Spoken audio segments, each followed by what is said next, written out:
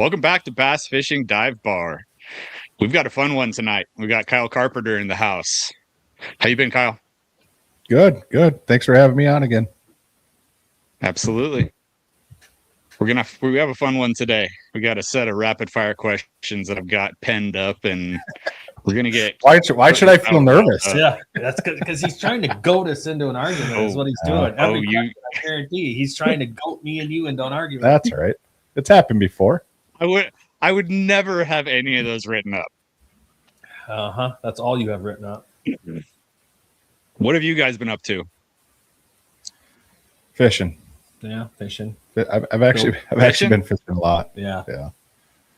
Well, I'd say working, but I've been doing that too. But fishing's been more like work the last few weeks. Yeah, I've actually been fishing a little bit too. I went out to the lower river in Yuma and fished the Cheater Open, Billy Skinner's tournament. And if you know the lower river, it's small. It fishes small. It's a pretty narrow river that runs, I don't know how many miles from the Imperial Dam north to, you can really kind of get up to Blythe, but it's got a series of small backwaters off the river. And we had 76 boats on the water. And these backwaters, I want to say like the biggest one is maybe 200 yards long. And early on, every backwater had like 4 boats in them. So every fish in those backwater had seen a bait within the first 15 minutes of the tournament. So that seemed like that's what a lot of the guys did first thing. They ran into these backwaters just to take advantage of, getting a bait in front of a fish that hadn't seen a bait yet. And everyone kind of fished current for the rest of the day in the river. And dude, it was busy. It was the busiest I've ever seen that place, and it was tough fishing. If we didn't suck so much and lose 80% of our bites, we would have done halfway decent. We had the bites to have a top 10 finish, but we lost 5 out of 7 bites. That's frustrating, especially when you're only getting 7. Mm-hmm. Exactly. Yeah, you're in the current. You're flipping this cane. It's almost like bamboo. And these fish are in just nasty stuff. It's tight flipping. And when you hook a good fish, you get it pinned up against the bamboo. If you can't keep it moving in this stuff, they just get pinned up and get leverage and they're gone. So that's the problem we had. But you flipping with braid? 65 pounds. That's the problem right there. Take that off. Why do you say that? Because it digs in and then it locks you up and you can't move them. Use heavy fluoro, like 30-pound fluoro. What do you mean digs in? Like digs into the cane and cuts into it? Mm-hmm. There's no cutting into this stuff. This stuff, it's like literally like bamboo. It's bamboo. Almost like wood. Yeah. No, still. No. Try just the one fluorocarbon. Yeah. I might go out there with 25 if it's in the water, it ain't that hard. It can't be. It can't be that hard. It's got it. The surface of it's still gonna take it, just like wood or rice or anything. Right. Yeah, there's not a whole lot of applications that I even flip with braid anymore. Yeah. But I don't have that either. Yeah. So yeah. Even in like thick reed, I'm not. Yeah, I'm not very experienced with flipping that current out at the river. I'm more of a backwater guy, so I still have a lot to learn as far as that goes. But next time I try, I might have a rod with fluoro on then. And go up a power. Yeah. Go up a power. Use some pretty heavy stuff. Like you use what? That 895? Yeah, 895 the NRX Plus or the GLX. Yeah. In the thick stuff, like when I get in the reeds. And it's a 5 power. I mean, the thing it's stout. I mean, it is. Yeah. But I've definitely found that makes a huge difference versus using braid. You'd be surprised on how easy they come out of, like even swim jigging and some of that thick stuff. Yeah. You'd be surprised on how easy you can get it through them without that line helping them dig in and get down. You'd think it'd be the opposite, right? Because you don't have any stretch, but try that. I did flip one good one. I got one just shy of 5. But because you got toolies out there. Like you flip It's not toolies that you're flipping. I know, but we you do flip toolies. Right. So if you use braid and toolies, it'll dig halfway in, and then you literally, if you with fluorocarbon and toolies, which we call them bull rushes, They get wrapped They'll around it. You point the rod tip right at them and just crank like this, and it'll slide up that toolie and pop the top of it off and reel it right in. It can't dig in the same way. Well, even though that stuff's real hard, water it's not. It ain't any different than a tree. It's got leaves on it. It's got leaves on it too, so there's no sliding on this stuff either. Yeah. So it's tricky. Yeah. But yeah, that's been my fishing. We sucked. Suck more often than not. So that's fishing. It is what it is. That's what it is. Exactly. What do you think the worst numbers for the whole boat you've had this year so far? Numbers of fish? Yeah, worst day for total numbers of fish so far this year. Oh, it was yesterday. Yeah, how many fish was that? We probably still caught 15. Yeah. But no size and just dinks. Yeah, mine's like 30. Yeah, I've been fishing the big Great Lake a lot. Yeah, so. he says 7 bites. Yeah. Oh shit. 7 bites. I'm like, it's not August yet. But for you guys, it's full on summer, right? Yeah. I mean, it's late spring. We haven't had the real hot days yet. Right now, this whole week's going to be 80s. We're getting into summer weather for sure. Yeah. Last week we had a lot of cloud cover. It was actually pretty cool all last week. We had 65 degrees almost all last week. Really? Pretty misty in the mornings. Yeah. Yeah. Yeah. It's been warm here. Yeah, it was cool for the last 2 weeks. It was pretty nice. Yeah, it's starting to get into that summer mode. Yeah, we're full on spawn and a lot of post spawn. Yeah. And some, Bago system or inland lakes are getting. Yeah, the rivers are more they're coming out of that post spawn, getting into that summer pattern setup. The water temp just isn't there to force it yet. Now in Sturgeon Bay, they're going to be fish on beds in August. Yeah. They're way behind. And I say that, but it happens so fast. Like it's crazy how fast I'm it sure happens. this full moon is pushing a lot of it to be done. You always have some. Yeah, but the southern bays, they'll be done. But up there, things happen fast compared to down here. Like with your weather switches, they will spawn in a 2-3 week period sometimes, and it's done. Yeah, sometimes a week. Yeah, 2 or 3 days. A week. Yeah. It's we've got a lake here that starts in February and it goes all the way through June. Yeah, because it's at sea level. Sure. So we're in the back of Little Sturgeon, which anybody that's been in Sturgeon Bay knows. And day 2 of the Sturgeon Bay Open, we went down this bank, and there was 2 fish on beds at 8:00 in the morning, and we caught both of them. It was a length tournament, so we let them go. About 2 hours later, we come back and there's 20 beds in that same area. They just flood in there, do it quick, and there's some of them are paired up. Yeah, Like a lot of times, and too, the females are around overnight. That's it. Yeah. You see them that afternoon, but by morning you're like it's cruising maybe close, and then it's like they're gone. Yeah, we found a male and a female on a bed. We caught the male. It was 20.5 inches, and the female made that thing look like it was a guppy. Like the female was 3 to 4 inches longer, and we were on it for probably 45 minutes just trying to get it to get them separated. And we left, came back 2 hours later, and she was gone. The male was still there. Oh. But the female was vacated. Finding the next bed. Even our largemouth, you rarely see pairs. Yeah, they happen so fast. Yeah, like you got to be there when that female comes up, because if you're not there to see it, they're gone in hours. All right. Well, I've got a list of 10 questions here. Wow, 10 only. Some of them. Yeah. Well, I'm going to give you. I want to say I'm going to give you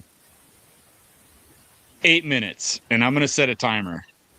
As I say, you're putting us on a clock, right? Each one of us get 8 minutes? No, 8 total. We get 8 total minutes. I'm gonna ask the questions, and I'll try to mediate 4 minutes apiece, but I know Kurt's gonna go to 6 or 7, so you're gonna get 1, Kyle. You haven't had depends on the topic. You haven't had a lot of conversation with Kyle. He's got the gift of gab himself. I got that from my mama. Yeah. I'm going to give you about 8 minutes per question.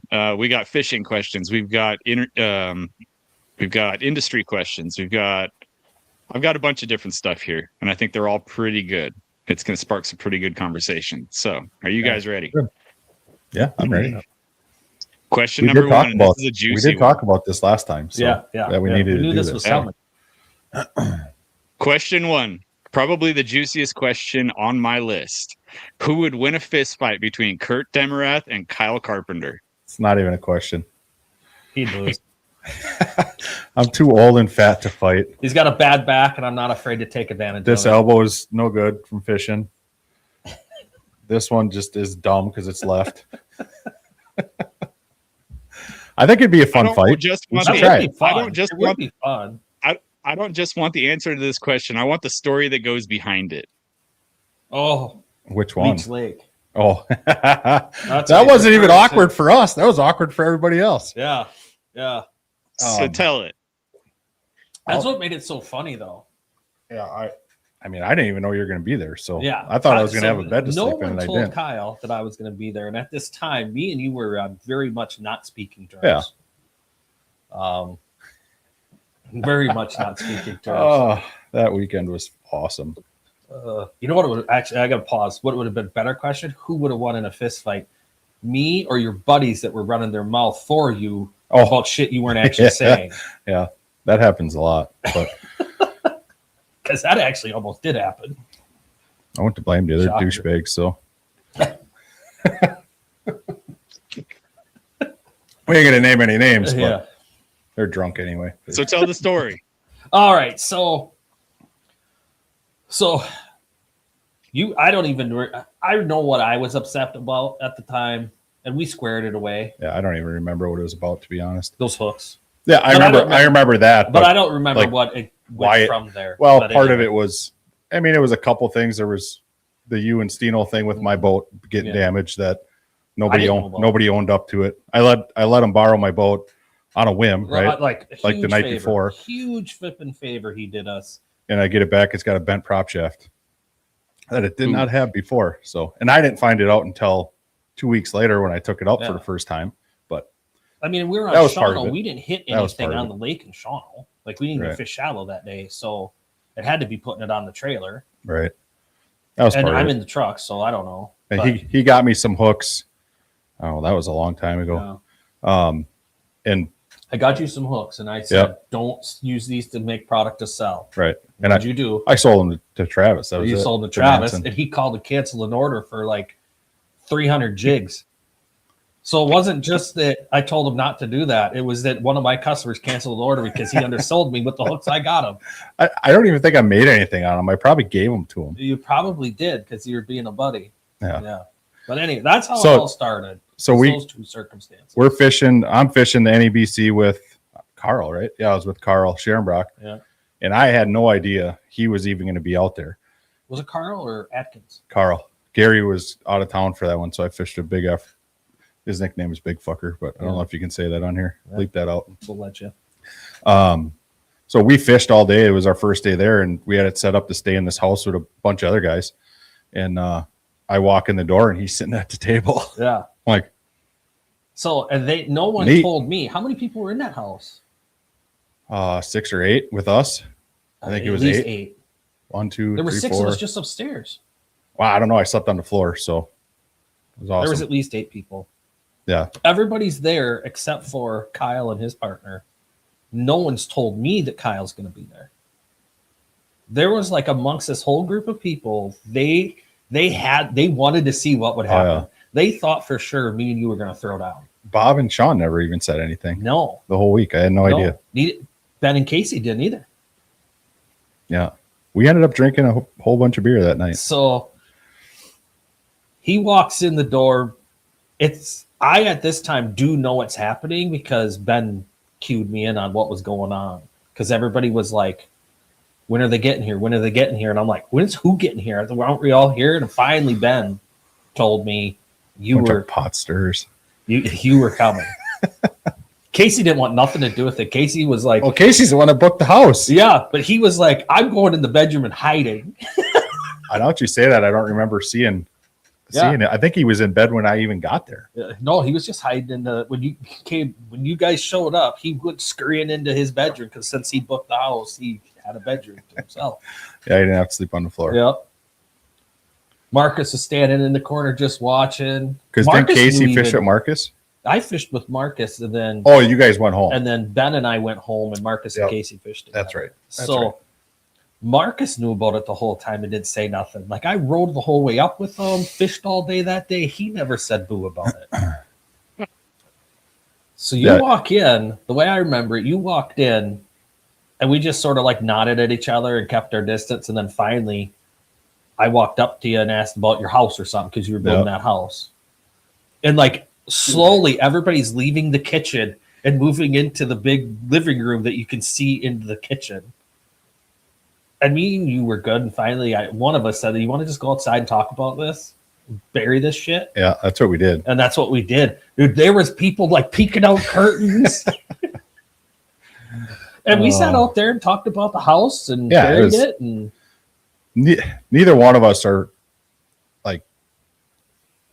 aggressive types, right? Like I get wound up and pissed off, and if it would come down to it, I'm not going to back away from it, but I'm not going to be the one to walk up and just start swinging either. Right. So no, that was, and we're both very much probably 12 years ago already. Oh, that's might have been more than that.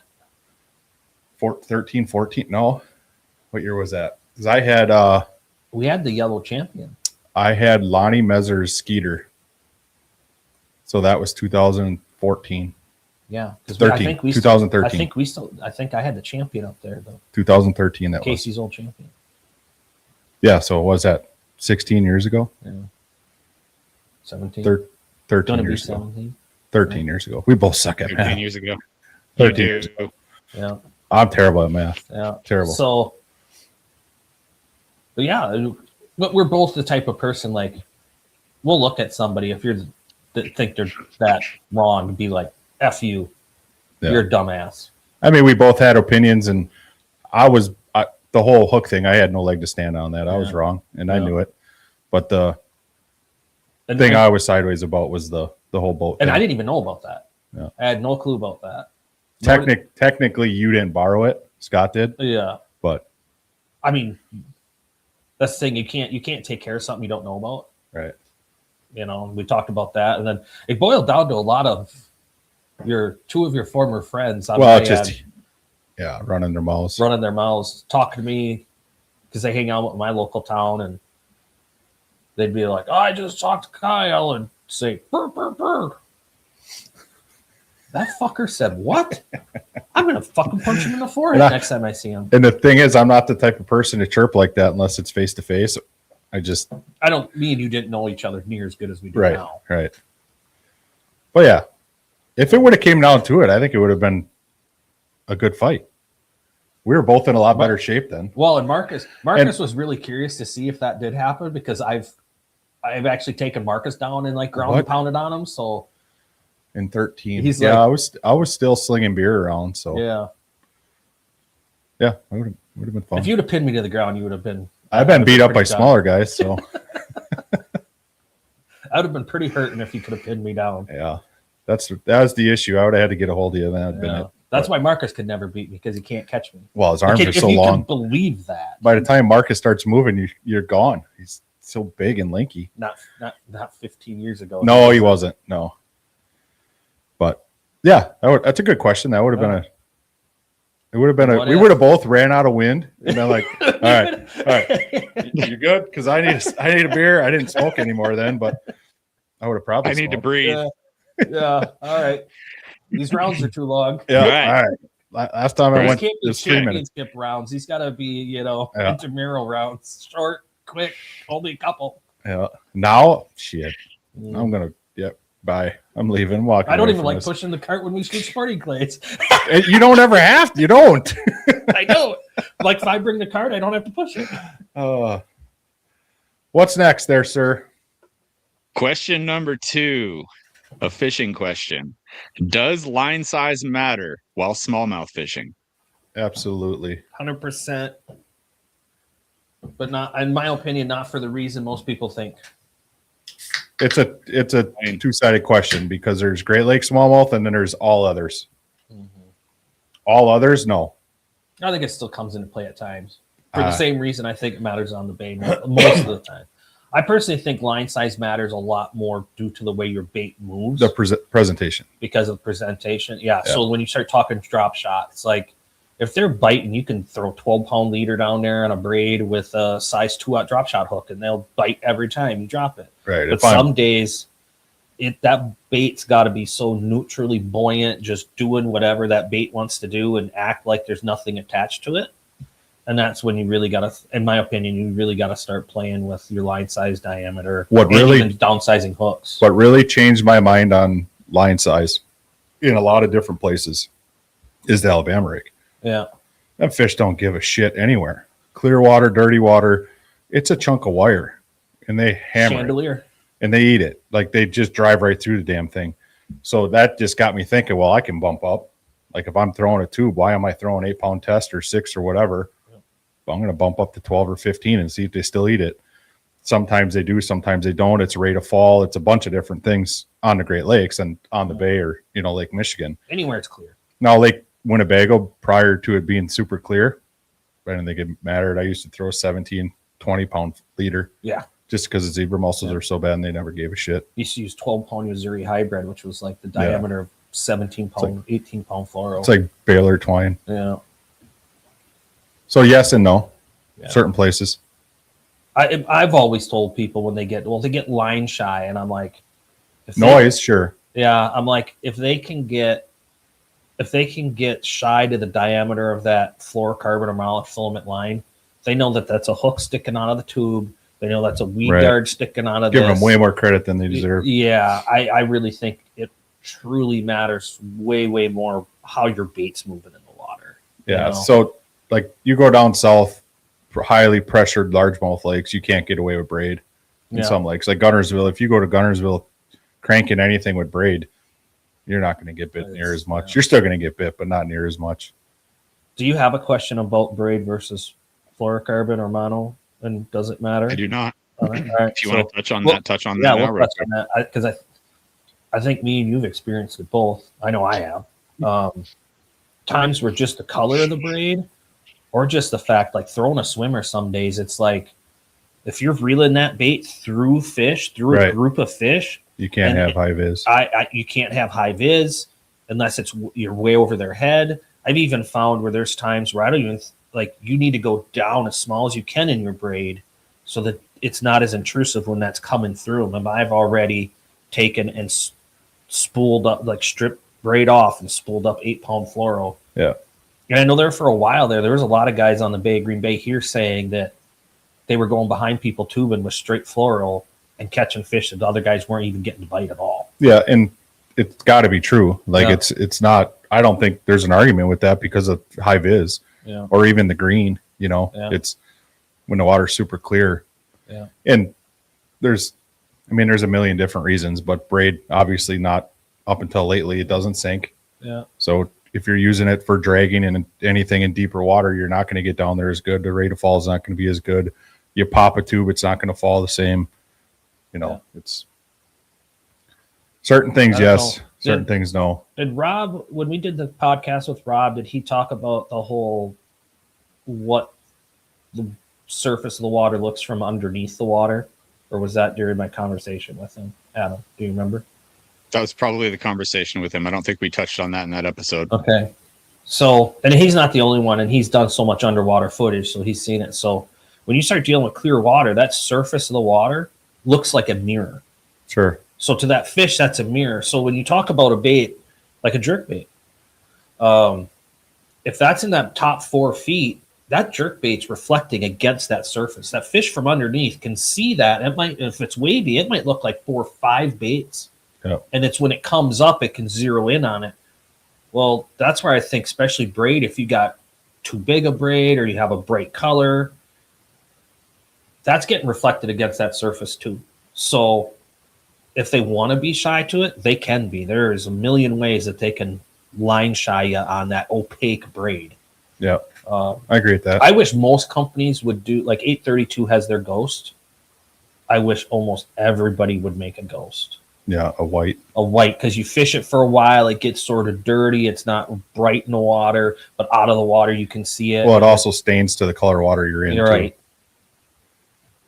You know, I still try to throw.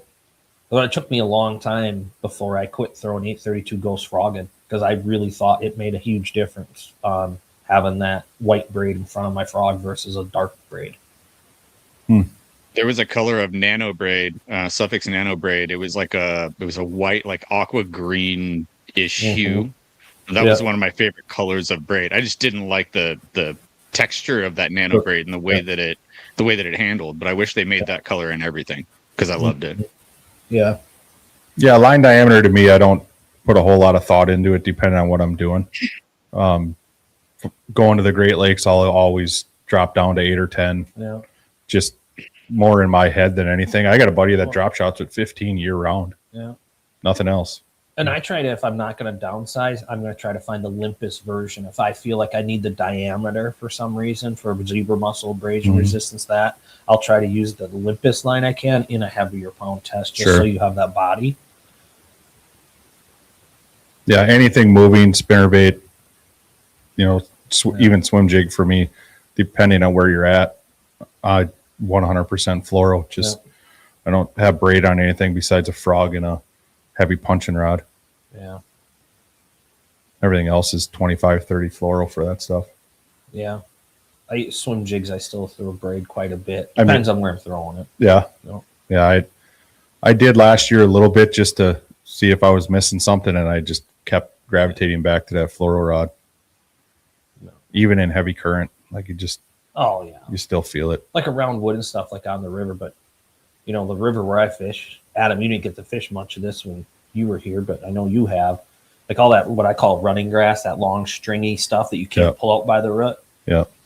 I've tried fluorocarbon a bunch of times, and I stick with when I'm swimming behind that or along it, or that fish goes in there. I want to be able to instantly pull him right back out or lift his head because it's not deep water. What is it, 2 feet maximum usually? If that.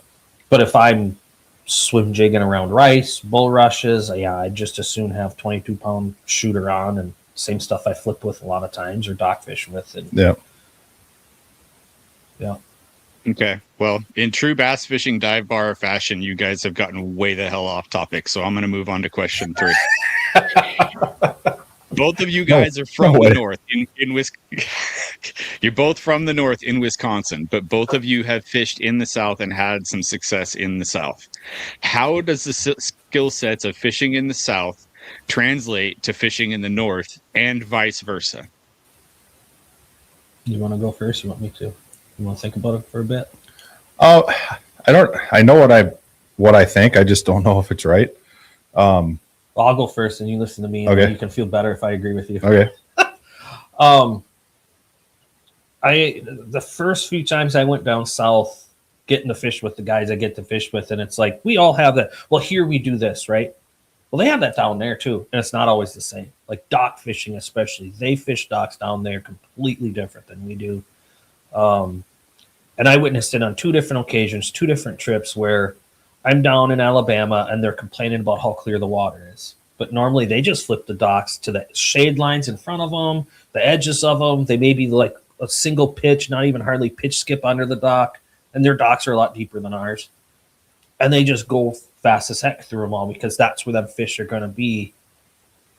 I never thought about it, but it wasn't until after that happened. I was like, well, those fish are out there because they can't see from way under the dock. Our water's clear and shallow. Our fish will sit way under the dock. But I learned to pay way more attention to those shade lines, or if the water's dirty, or if it's rough conditions. They're not going to sit way up back behind that stuff. And a lot of guys waste their time or don't fish the dock in that way because they've never done it here. So I actually showed some people down there how we dock fish here. And all of a sudden they're like, oh my gosh. I had one guy look at me and go, you're not supposed to be doing that behind me, as I'm just catching fish as far under that dock as I could get. I would catch fish, and he's flipping everything else on the perimeter of the dock, not getting bit. Well, you didn't tell him that if it's raining that the fish go under the docks to get out of the rain, did you? No, I didn't tell him that. Because they're from down south. They don't know that. It's not an That's a IQ secret. joke, is it? That's a secret. Usually when it does start raining, you got a swim jig in between them. And most guys don't know that cloud cover or rain will cause them to pull off of a dock. Fish don't care. They're already wet. Yeah, they're already wet. They don't care about being wet. But anyway, but I just found where it's a lot of that stuff where when you go down south, like you have to consider their clear water is like almost our dirty water in a lot of aspects. Right. But we also don't see the mud like they do. Right. And when you start putting those things together and start to understand how that can affect here versus there, I think that's when you really start to become a better angler. Like I saw it with you. When you started going down south a lot more, you started just showing up to tournaments around here and winning stuff. Honestly, I think it made a huge difference for me because it's like they're where they're supposed to be. You start to pay more attention to certain things. You get to be a little more open-minded because you're not so, well, I know how it works here, this or that. And that's something that even if you don't go that far, like if you don't go from the north here to down there, I think that's something you can learn by traveling and fishing different places. Because every body of water, even if everything looks the same, every body of water's got its little nichey things. But I also had the advantage of, you didn't at the time, but I'm talking to people from all over the country every day at this time too. So Right. You're hearing a lot of stuff, tried a lot of stuff, things evolve quickly that way. But yeah, I think it helps a lot and you learn a lot. By going, for me, a lot of it, and I don't mean this in a negative way for anybody down south, but I think a lot of southern fishermen are really lazy. I think they get stuck in their ways of, I catch them here on this day and I catch them when the water's dirty, I do this. When the water's clean, I do this. If it's sunny, I do this. But they won't go do anything else. Yeah. Like this last year, we were in Gunnersville and we were fishing a creek that's busier than hell. And it's dirty. Like there's nobody in this creek. Yeah. And I'm like, F it, we're going. Like I plan on learning this creek today. This is where we're going. And it was chocolate milk. Yeah. We beat their heads in. Yeah. Nobody else is there. That's Like- sort of back to that dock thing. I was on Lay Lake with a guy that wins a lot of tournaments, dock fishing only there. It was one of my first customers. He was probably my first customer from Alabama, actually.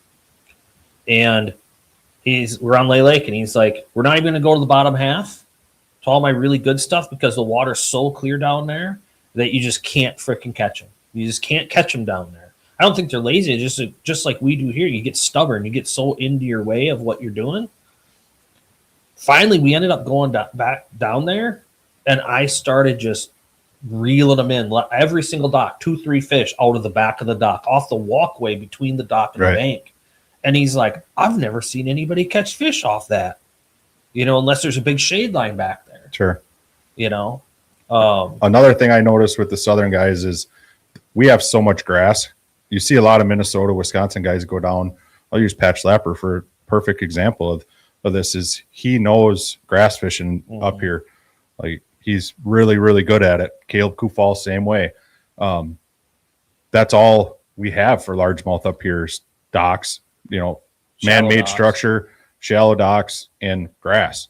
So when you go to lakes that are full of grass, you kind of feel like you're at home. I think they're really good. I think when you have so much grass like we do, you learn what really looks good and what looks good but isn't. Yeah. Another When thing you're I fishing noticed. big sections of grass. That's a big to do. Another thing I noticed is, and I saw this on Grand when we were down there last time, is the wind blew all week hard. And for me, it's like, whatever, it's rough. It's always rough when I go fishing. I fish the Great Lakes and Lake Winnebago, so it's always rough. There's nobody running around. They'll launch in the back of a creek and stay in that creek all day where they're not covering water because they don't want to go out on the main lake and run around. Well, we're just so used to that we just do it, Their boats aren't set up. Well, ours are always set up to Right. run rough water, and Right. theirs aren't. Right. And, it's an acquired taste. Mm-hmm. I think if a lot of Southern guys, when they come up here, they have success for the exact same reasons of some reasons why we go down there, Mm-hmm. Different outlook, different ideas. bring in the northern type of baits that we use. You know, Tyler Corey told me that when he went down to Montevello, them guys all laughed at him when he pulled out a tube. Yeah. And now all them kids from Montevello are throwing stupid tubes. Yeah. They're flipping stupid tubes everywhere because Tyler went down there and smoked their asses on it and, you know, made them realize, well, they'll eat a tube everywhere. Yeah. So, you know, just different mindset. We don't get to fish as much either. So I think that's where the non-laziness for me comes in, where if I'm down there, I'm fishing. I don't care what the weather is. I don't care if it's raining, snowing, windy, cold, freezing. Yeah. I'm going out. From the first weekend of May, we start counting every weekend you don't fish, because you can count how many weekends you got, and you don't want that at the end of the year to be less weekends than you went fish, or your fishing weekends to be less than you didn't fish weekends. No, they get the summertime down there where they don't fish as much. They'll fish for a few hours in the morning. I'm talking Alabama because it's just so hot. Yeah. But, you know, for me, one of the biggest reasons for me is I just feel like I go down there and outwork them, and just straight up outwork the locals. I think that's everywhere though. A lot of times you see that everywhere. The locals just don't, you know, I'm going to go here, I'm going to go there, I'm going to run my little milk run, and what I do that day is what I do that day. Yep. If they aren't eating my black Senko, they're not biting that day. Which I think a lot of people, if they're just truly doing it for the fun of the tournaments and everything, I don't care where you're from, you end up in that, you know. Yeah. Get complacent. Like if me and you were going to fish a tournament together, you know that I probably wouldn't hardly practice. And I'd be like, well, we're just going to go here, here, and here, and then we'll decide what's going on that day, and then we'll go. I got a partner like that now. I think all your partners are like that. I'm getting that way too, but I don't know. It's a different dynamic. I learned a ton. I learned a lot about pressure. That pressure does not matter. Like fishing pressure. There is no fishing pressure in Wisconsin compared to down there. Mm-mm. The first time I went to Lake Guntersville, the first time I was ever there, I was so intimidated by that place just from everything I heard, everything I read. I launched my boat, and it seemed like 20,000 boats on the water. And I had to break my engine in, and I ran from basically Browns Creek all the way up past Roseberry and back. And I counted 700 plus boats I could see. And I was like, wow, this is dumb. Why? None of these fish are going to bite every day of the week. None of these fish are going to bite. 2 or 3. Pulled up to an island. First time I was there, threw my chatterbait, made 3 cranks with a red chatterbait, caught a 4.5 pounder. I'm like, holy shit, this is easy. Then I didn't catch another fish the rest of the day. I will say there though versus here's their bodies of water fish way bigger per acre than our stuff does way here. We don't have anything like that. No. That Tennessee River, and I just go right to Guntersville in my mind with all this. Yeah. We don't have anything like Tennessee River. Like even La Crosse and the Mississippi River does not fish like that. No. Especially Guntersville with grass, because there's grass everywhere. So there's literally bass everywhere. Yeah. However you want to catch them. They have such a huge population of fish in their bodies of water compared to us of most places. So, you know, I mean, the Mississippi River's got a lot. Yeah. The mindset of pressure, though, is what one of the things I took from down there and brought here, of a mindset of it doesn't matter. It doesn't matter if there's 100 boats or 500 boats out here. You just got to outwork them. You just got to keep fishing. That's so weird that you learned that there, being that you're a Green Bay guy. I learned that in Sturgeon Bay. Sturgeon Bay is only pressure for 2 weeks of the year. I know, but that's the only time I would generally fish it. Right. You go out, and it's not even bad anymore. I mean, it's back in the day, you used to go to the Cedars or Riley's, and there's 150 boats in each area. Yeah, there's pressure, but the fish, when they're in there, they're still biting. So it didn't matter. If you have problems with fishing around other boats, if it mentally gets to you, put your hood up. Yeah. The Door County High. You can't see the Door County High. You just put your hood up and look down at your graph. Yeah. Just run your lines over. Yeah. Yeah. I'm cutting you guys off. Time's up. Question number 4. Like there's a time limit on this podcast. You got when you edit this, you got to put in a ding ding ding ding ding ding. You guys are rambling now. I need to keep you in check. That's what we do. I need a beer. Question number 4. Not quite the hot topic button or hot button topic, but everyone's talking about forward-facing sonar. Should we ban forward-facing sonar, right? That's not my question. My question is, what would happen, and should we? What would happen if and should we ban the jig head minnow? Just like the Alabama rig, it works, so you might as well ban it because somebody can't catch them on it. I don't even see how you can ban the jig head. There's no way. There's just it's not possible. To me, trying to ban a specific bait like that, like me and you've talked about the A rig a million times, and he's a tournament director, so you got to value his opinion on it. Granted, you really like fishing it. Yeah. I don't care to fish it, so you got to take that. There's all kinds of laws within every state for baits that are gray. Jerk bait's one of them. Yeah. So the thing is like, what's enforceable in a tournament situation? Yeah. So what defines it? That's the only reason me and you ever disagree on the Alabama rig. Like you're on one side and I'm on the other, where I just feel like you can't enforce it. Or, well, the Alabama rig's easy because it defines as this, right? Yeah. So to ban that's easy. To ban multiple wired baits, right? Yeah. Spinner bait, single wire, fine. Yeah. A jig head minnow, you can't throw a single Kitech then. You can't throw a single swing bait. The tail might get it off halfway. Yeah. You can't. Well, Gussie, the first time he was, or not even Gussie, Paul, who won, Dobbins guy, he won one of the first tournaments that was won using live scope where he's throwing at the fish. What's his name? Paul. Well, just even go back before that. He was using the Rains bubbler shaker, on a jig head. But you talk about the Demiki rig, jig head and a minnow, and even before that, you had those guys all up in the Canada Shield Lakes or whatever, what they called strolling. Yep.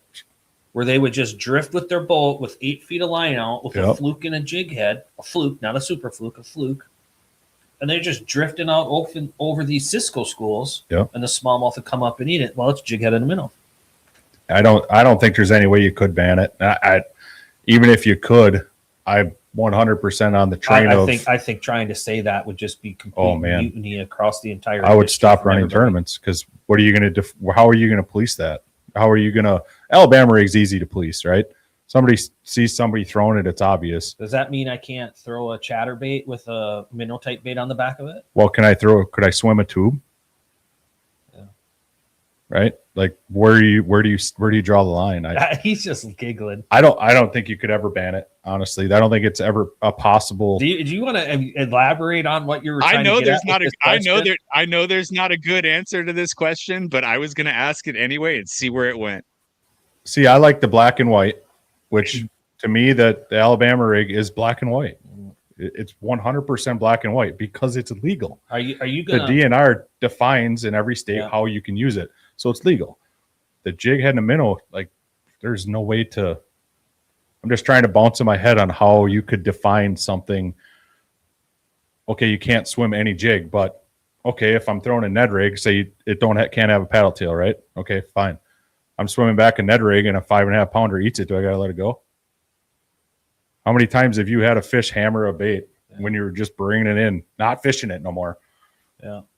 You know what I mean? Like, how do you? Are you going to ask about the A rig? No.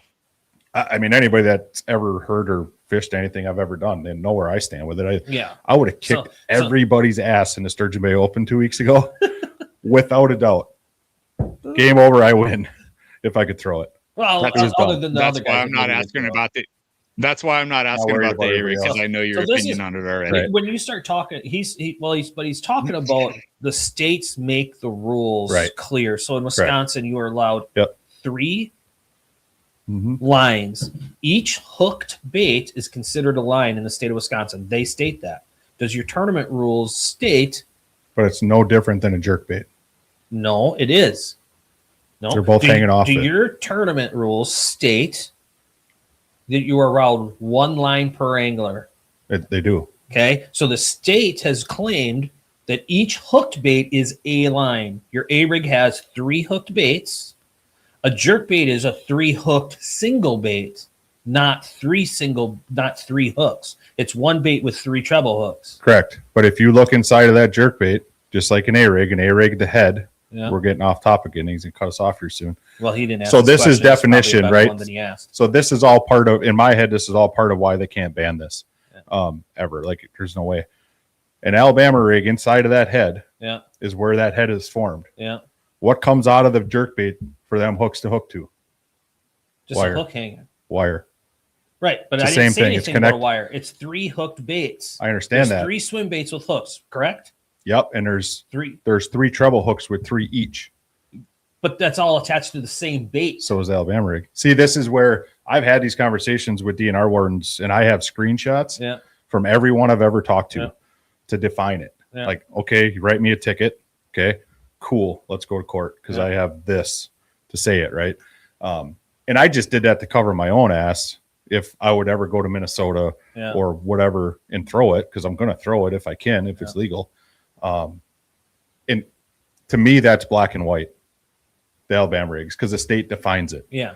A jig head and minnow, man, there's just no way. There's just there's just no way. Imagine the walleye industry. Well, the industry sucks already. It would be even worse. You'd have to ban a jig and a crawler. Yeah. Because that's all they use. At least in bass world or artificial, you still have a competition of baits, right? Different jig heads, different baits. You literally go fish the NWT with a Northland 25-cent jig head and 10 dozen crawlers and win. That's all you need. Don't bring anything else. That's what they're doing. Yeah. They're all. So for me, it's a no. You can never ban it.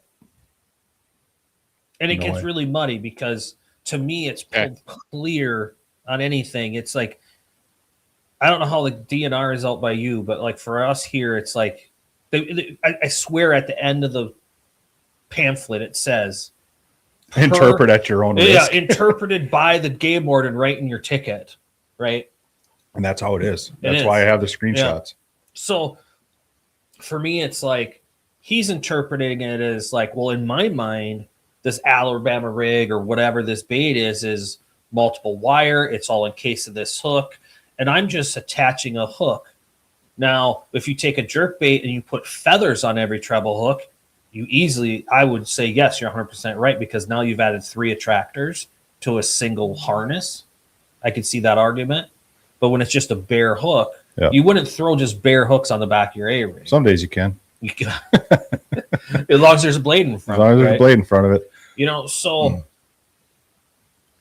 me and him are both smart people, not trying to work the system, but we can't even agree.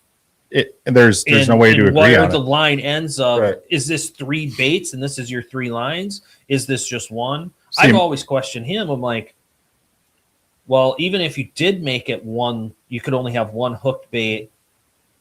Well, how do you enforce that in a team tournament? That somebody isn't throwing Minnesota 5 does. versus 1. Minnesota does. I know, but how could you? How could you enforce it from a tournament standpoint and that's, without a lie detector test? That's why it got banned in the Sturgeon Bay Open. For the biggest reason is the guys won it, supposedly had five hooks on. Yeah.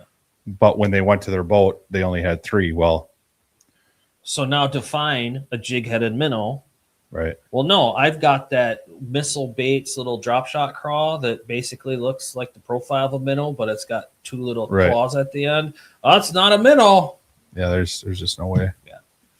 And again, industry would go backwards. Yeah. I hate, and maybe you might have a question on this, but innovation. Once we stop innovating, you might as well just go back to a bobber. Yeah. Yep. All right. Question number 5. You're trying to win Angler of the Year for the rest of your career on the Elite Series. You have 1 soft plastic for the rest of your career. You can only rig it 1 different way with 1 different weight or 1 single weight. You can only rig it a single way. And everybody has their own, everybody can do it their own way too. But 1 plastic, 1 rigging in a single weight for the rest of your career. What are you choosing? Senko. Give me a Texas rig weightless Senko. I don't even need a weight. I don't need a weight either. Just give me about 8 million of them and about 7,000 hooks. We're talking Elite Series that goes everywhere. Yeah. I'm in. Yeah. Everywhere I've ever been in the country, I have a 5-inch Senko tied on, and I catch them on it everywhere. Does it have to be that one bait by brand, or can I have two of the comparable bait that one sinks faster than the other? No, I'd rather have that than one the weight. one plastic. I have to use the weight all the time. It has to be, if you're choosing a Senko, it has to be a 3-inch or a 4-inch or a 5-inch. It cannot be. I'll even go as far as just give me a black 5-inch Senko. That's it. Mine would be green pumpkin. And give me, Weightless. like I said, a million of them and a million hooks, and I'll be good. Yeah. That didn't go exactly how I thought it would go. I have another answer. Sugar Craw? No. It'd be what's the green pumpkin, black blue flake, sweet beaver? Is that tramp stamp? Hematoma? No. Penetration? No, the one that's green pumpkin on one side, black with blue flake on it. I think it's tramp stamp. Tramp stamp is tramp 3/8 ounce Texas rig tramp stamp. Yeah, and a flicking stick. That'd be another good one. That would be or like half or their craw, the beaver or the what do they call their craw? The flappy one, the spicy beaver. Spicy beaver. Nah, I'm not a big fan of the spicy beaver. I just don't do. I don't know. It's a good bait. That was a quick one. For me, it'd be you made up for the other questions where you went like 15 minutes. Good. Now we can dabble more. Question number 6. This is going to be a little bit longer one. I think this will be a good conversation. Has tournament bass fishing already hit? Has tournament bass fishing already hit its historical peak? No. It's too innovative. It's changing too much. No. For me, I say no. And my brain 100% went to college, high school. The more like in the heyday, right? When the Elite Series first started and ESPN and all that stuff, there was no college fishing. Yeah. There was no feeder series into it, right? From a youth level. High school, middle school, there was none of this stuff. There's kids getting free rides to college for fishing now, which wasn't there 10 years ago. So no, I don't think so. And as much as you didn't want to bring up the hot button topic of forward facing sonar, once these fisheries and the fishermen, and some of these guys, like I just seen something Drew Gill was talking about. It isn't as easy as it used to be. These fish are pressured. It's getting to be the guys that can find the fish or understand structure and place these fish want to hang out, and fish you can't even see. You raise them, get them to move, and then you can work them. Stuff like that. I think we're going to have a comeback around to where swim jigging, flipping, frogging, all these other things start to matter way more. And it becomes a technology just like you use sight imaging when you need to use sight imaging. I don't like what it's doing currently, but I think once the fish adapt, I think fishing potentially is going to be the most fun to watch that it's ever been. See, for me, it's the same to watch. If a guy's staring at a screen or a guy's flipping a tree, it's the same. You're looking at the back of somebody's head. Yeah. Until they come up with something to put the camera looking at you in your face, fishing's always been, and I'm in that industry, right? Yeah. It's watching. I do not watch any fishing. I do not watch any tournament fishing at all. That's something that Adam and I have talked live outside of the podcast a lot about how at length about how you remember the old Bassmaster ESPN, the old Bassmaster TNN days. The shows, the day on the lake with a couple different anglers the day after the tournament. They'd actually production. Them are way better. That was way better. And until they come back to that as well, I don't think it's going to be because it used to be like each tournament was its own miniature or way better than a Bassmaster magazine for the month. Right. Because you had these technique breakdowns. Now you get these little snippets, these little articles. If they ever can find a way to integrate without relying on the commentators to throw this 2 cents in, like JT's good about it sometimes. Mm-hmm. Zona was really good about, this guy's doing this as he's fishing, right? Yeah, but the angler's got to do that. But you can't get every angler to have the personality to do that. Right. That's the problem. And none of them are ever going to have that. Right. Caleb Kufal on camera is not even close to what Gerald Swindle is. Right. But, and this is another part of why I don't think we even reached it yet. I had this idea 5 years ago when I first got into the production side of things of camera guys are, awesome. They do great things. And they're gangsters in the boat. What they do is awesome, but they're unneeded. We have technology now, and you're starting to see it with Starlinks. We were doing this when we first went into the MPFL. Yeah. Like when Fixed Productions first got into the MPFL, we were doing this. We wanted to do this stuff, and they never let us. So we did it on head-to-head. We had our own stuff, and we did it on our own. Putting a Starlink in a boat allows you to connect as many cameras as you want and send them live anywhere. Bassmaster is finally doing it. The walleye industry, oh my God, they heard me say it on podcasts last year 25,000 times, and all the NWT is doing it. Good job. You're welcome, you bunch of idiots. But this is where we're not even. This is where we're not even close. Industry. I hate the walleye industry. The walleye industry, that's a whole nother show. But this is where we're not even. This is where you can put that out there too, because I'll show you the email that I sent. Oh, I'm going to. That's going on a short for sure. Do it. I will be the first one to like it. I want you to bring the email that you received from a potential major sponsor that said, "Don't even say it now. Don't even say it." We'll say my blood pressure just raised. See my cheeks got red. But so the technology, we're not even utilizing it to the full effect yet. We're seeing some anglers do it on YouTube. Like, you ever watch Tom Boley? Look up Tom Boley fishing on YouTube. He doesn't tournament fish. Maybe he does a little bit. He just goes out and catches fish. There was the Canadian kid. The Elite Series Pro? No, he fished the Sturgeon Bay Open a few times. I can't think of his name. He's from Canada. He made a musky lure out of his YouTube emblem thing. But yeah, he's another one. I can't think of his name. And there's a bunch more. They are utilizing different camera angles with inside of their boats. They're putting live scope on their screen, which, hey, good job. We taught you how to do all that too. There's so much stuff. Just getting mad thinking about it. But there's so much technology that we haven't used, that we haven't seen in fishing yet. There could be a camera mounted in the gunnel of them boats that is this big, that will give you every angle that somebody on watching at home could click on. Look at the size of your Ring doorbell camera. Exactly. You could click on every camera we're on right now. We're not even close to seeing the full potential, because everything is getting cheaper and cheaper and cheaper from a production standpoint because of Starlink. But with all that being said, I think you're going to see a lot of draw away from maybe the tournament side of things, and guys just, like a guy just going fishing on his, I'm going fishing for the day, and he can just live stream the whole day. Tom Boley's been doing that for 5 years. But how does that incorporate into the tournament scene?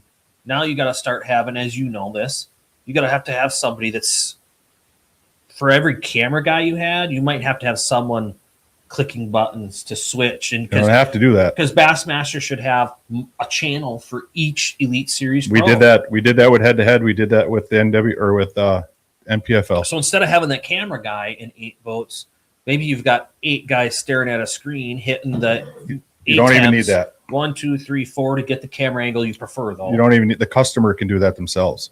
All they have to do is connect them cameras to the Starlink. Yeah. Send it raw. That's what you commentate on. Yeah. That's what the people in the booth or in the studio commentate on. And they have every tournament angler in that series should have XYZ 6, 7 different cameras mounted in their boats from the factory. That's where this whole thing needs to go. It needs to come from the factory. The anglers need to start taking ownership in their brand, in themselves, rather than being selfish assholes and wanting somebody else to pay the bill for them. Like, I want live, and you're going to do it because I paid my entry fee. Really? Okay. So look what's happening to the walleye industry. The NWT is finally starting to catch on of what we were doing with head-to-head for the last 6 years. We just got sick of doing it for a bunch of ungrateful. I'll use the word ungrateful. SOBs, to be honest. But that's where it needs to go. The anglers need to start taking ownership in it, and it's relatively cheap to do now. GoPros, DJI cameras are better than they ever have been. They're just, battery life is better. All these boats have more than enough power to run 6 cameras along with their electronics graph. It's there, it's coming. That's why we haven't even get close to the pinnacle of what the sport can be, because once that happens, we can all sit on a Sunday afternoon or whatever watching the Elite Series and watch any angle we want rather than what they're pushing us to. You know what I'm saying? I do. Do you ever see it getting to the point where we were at the ESPN days? I think we're above that. I think viewership, truly, we're above that because it's going to be as far as numbers go. Yes, we are above that. But when a national ESPN network is willing to take you on like that and push the way that they did, we don't have that. Yeah, you have some. It's going to be a Netflix, you have Hulu Fox type. It's going to be a Netflix. I think that's all dying though. The free content is dying. In 5 years from now, there's going to be no free content. There's going to be none. Subscription. You're going to have to pay a subscription. Yeah. Because that's the only way stuff's sustainable for the company to keep doing it. Yeah. Like Netflix, if Netflix was free, they would have been gone a long time ago. Yeah. Because you can't just live on ads. Yeah. You can't. You got to have a subscription base. Yeah. And we put a paywall on head to head, and holy shit, you should have heard everybody bitch. It was $1.99. It was $2, and everybody bitched. Yeah. Well, how dare we not spend millions of dollars to give you free entertainment? That's not what the world is. Well, you're making millions of dollars off of streaming it through YouTube. Oh, yeah, right. Yeah, millions. Just like if you have a Billions. podcast. Yeah, just like running tournaments. Yeah, podcasters get rich. Tournament organizers all get rich. But I don't think we're even close, fishing wise and production wise. I don't think we're even close to the pinnacle of it yet. I do think to your question, I think a lot of people, and maybe yourself in asking that question, a lot of people are like, okay, is it going to be like we remember that, or like a NASCAR or whatever? And it's like, no, because I don't think anything's ever going to be like that was back in that time. No. We had such limited tune-in ability to amount of things. You had to watch it for you had to watch what was available. Else. Now with YouTube and what people do on their own websites, whether they use YouTube or something else to do it or whatever's all out there, I don't even know. Just Facebook. Instagram. It has not gotten near as big as it'll ever get, but I don't think it'll ever be as big as what we maybe perceived that stuff at that time. Yeah, for us, you're right. Because I can get behind that. Because you're not going to have Mountain Dew paying $30 million or Budweiser to have a 30-second ad during the Bassmasters Classic like they do the Super Bowl. Like, that's never going to happen. And I think there's a time coming where that's not going to happen even with that stuff. Yeah, it's going to be, at some point, Super Bowl, you're going to have to pay to watch it. Yeah, it's going to be paid, Yeah, paid live events. Everything's going to be paid. You're going to have to pay for it one way or another. Mm-hmm. That's what's coming. And it costs so much to do all that production side of things that, and I say ungrateful SOBs. I don't mean everybody, but as a whole, the industry of fishing, the anglers are very, very selfish. And I'll include myself in that. When I fish a tournament, I completely leave my brain at home too. But until the anglers start taking some ownership, which you're starting to see, Chris Zaldane last year, Logan Parks, a couple of the anglers started it. Then Bassmaster's like, oh no, you can't do that. That's the dumbest thing I ever heard. Yes, you want them to do that. You just take their stream like they are now, and you put it on your platform. Yeah, exactly. Well, that's why they were saying you can't do this, because it wasn't on their platform. Which Who cares? Because it's still pushing that brand. It's still Bassmasters. It's still the more your brand is out here as a whole. Their tournament. Yeah. A billboard is 40 feet by 20 feet for a reason, right? Yeah. So you see it. So the more times you see it, Bud Light was the brand that proved that. Yeah. Bud Light. And all of our years growing up, right? Like for you and I both, you heard Bud Light marketing was insane. Yeah. You say, Spud McKenzie, everybody our age knows what that is. Marketing is always going to be there. So who cares if Logan Parks wants to pay for this on his own dime? Bassmaster's dumb to not let him do it. Yeah. And they are letting him do it. But now they're given an avenue, so it's directly 100%. They're able to still claim to their sponsors where they sell their advertisement. And that's where I saw this is a great thing. Bassmaster needs to learn from it and say, we're not going to let you do it anymore, but we're giving you the avenue to do it through us. Yeah. So the whole other side of that from an angler standpoint is sponsorship dollars. It's all shrinking. It's shrinking. It's all going away because influencers, because of all the things I just said. The influencers, the YouTubers, the whoever's that are getting paid. You get a good looking person. Don't even say a man or a woman. It could be a man too. That's good talker that has, charisma and is funny, whatever, right? That draws people like Tom Boley. Look him up. I love watching the guy, and he fishes for walleyes 99% of the time. But he's entertaining. He teaches you what he's doing while he's doing it. So for a company like Warrior Boats, I believe he's sponsored by, what good are they getting out of X walleye angler? Oh, I fished NWT. I get zero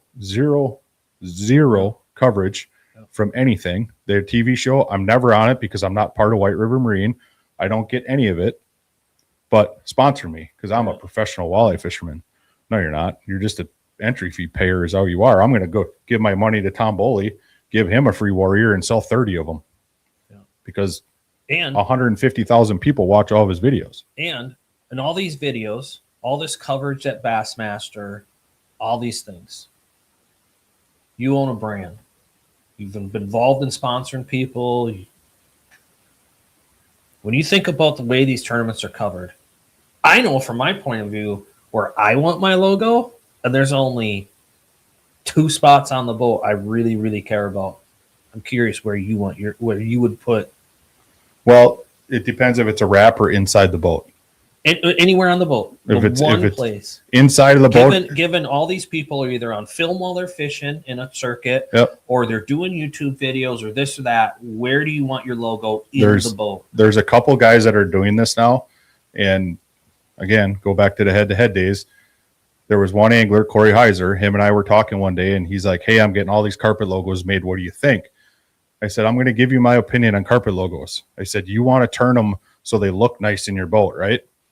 So everything looks symmetrical. Get that out of your head. Yeah. The camera's from the front, from the back to the front. Yeah. So you want them stacked. Yeah. So that camera view is right there. Yeah. So the best spot for that is on your rod locker, or not rod locker, your center storage lid, your main compartment. So the logo's looking back. That's the number one spot in the whole boat. Now, if you're going up from a wrap standpoint, obviously, big, bold center above the water line. But that's my opinion. So we both watched, or all 3 of us have watched a lot of tournament coverage. Console side, gunnel above the rub rail, right by the console. Yeah, center boat. Because they film those guys, or on the console, the outside of the console or the very front of the console. That's the dock view that you see. Yep. You don't see below the gunnel. Not much. Maybe on a walleye boat you do, but you definitely don't on a bass tournament. Yeah, walleye boats, you got a lot of real estate there. Right. A bass boat, you don't. Like you said, in the bass boat, console's in the way on this side. So you actually have the cooler lid. Yep. You have the vertical between the cooler lid on most boats, that step up to your front deck. What you said, but what a lot of people don't pay attention to is the whole inside of the gunnel along your rod locker. The problem is for most boats, like my Camus, it's this tall. Right. So you can't get a logo there. Yeah, that's like your old Dirty Jig logo. Space. You can't get your brand there, right? Like for Wisco, it's this guy right here. Yeah. That's our brand. Yeah. That's hard to get there. Yeah. Right. But you could get that and this correct on a lot of boats. Because most of them are, good 3.5. Yeah. But you see that, and that logo's really got to stand out. I mean, if it's on white, it's got to be black because it's small. If it's on black, it's got to be white because it's small. It needs to be able to stand out. You're seeing guys understanding the marketing. You said my number one spot in the exact way that I would say that's how you should do it. Yeah, everything's from back to the front. Stack them so you can't read them when you turn around. So many times these guys are running rain gear because it's inclement and you're not seeing their entire back on their jersey. They're up on stage holding fish. The fish are in front of the jersey. I mean, I get the jersey, but at the end of the day, it's like none of that is the same as them just verbalizing. Well, their jerseys could really just be done on the back, and that's it if you're on camera. Yeah. Because they never see the front. Even when you're catching a fish, you see the back. When you're culling fish, you see the back. It's the back of anglers' heads all the time. Yeah. Now, if you take and put 6 cameras in the gunnel of that boat somewhere, you're seeing everything. Some years I wish I would have paid guys just to put the logo on the back of their rain jacket, and that's it. Yep. And you probably would have saved you a bunch of money, probably. Yeah. Yep. Well, okay, let's move on to the next question. You've done enough babbling. You gave us an easy one. I'm going to ask each of you one at a time. I'm going to ask Kyle first. What part of your angling game is the most elite? I don't think I have one. I'm not saying you're elite. I'm not saying you're at that elite level. I know what you're saying. What part of your angling game is the most elite? What he's best at? Basically what I'm best at. Everybody in that listens and knows me is going to say the Alabama rig because I get stereotyped because I love it. I love fishing it. And let me go back to the question. Really, it's not bait specific. It could be a mental thing. It could be take it how you want it. Okay, with that, I'll give you two. Somebody said something to me a couple weeks ago before a tournament, like, "Why are you?" Hang on a second. What would be more fun? No. Let him answer the question. Let him answer the question. Answer the question. But what would be more fun is that I say what I think his is. He just likes going first. No. Hey, I know. Let me ask the questions. You just sit there and listen to him. We'll be better at asking questions. So that's way better. A couple weeks ago at a tournament, somebody said, "You don't know what I have planned." It was a joke. It was 100% joke, and I took it as a joke. But he asked me why I was there because it's too shallow. I'm a good shallow water fisherman. People don't think I am because I fish the bay a lot.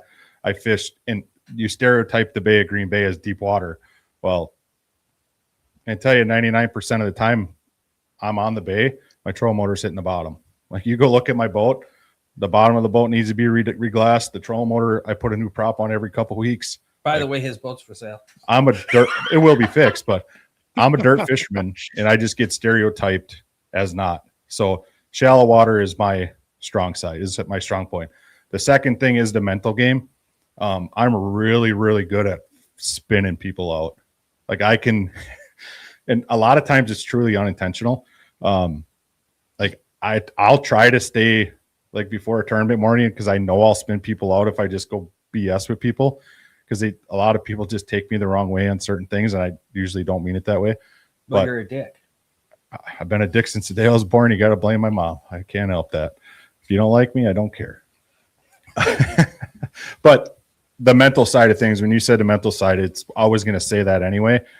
But I could keep myself tunnel visioned on what I'm doing with all the noise around me because I don't care. I don't care what anybody thinks. I don't care what anybody else is doing that day.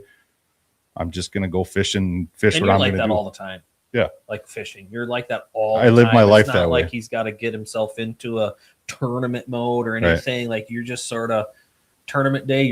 I got this game plan and I'm going to go do this. Not saying I won't stray from it, but I don't care. And you're going to adapt and change and just. Curt could walk up to me in the morning of a tournament and be like, "Hey man, you should follow me to this area because we're going to cream them." You never would. I ain't going. You never would. I ain't doing it. I have my mind made up where you may see me at some point if you want to tell me where it is, but I'm going to go run my plan no matter what. Because I'm not fishing against anybody else. I'm fishing against myself and the fish. That's my mindset. I don't care what anybody else does. And that's why you'll never hear me like talk a whole lot of shit if I win. Because in my mind I expected to, because I'm going into this thinking I'm going to win it. And it's not because I think I'm better than you or you.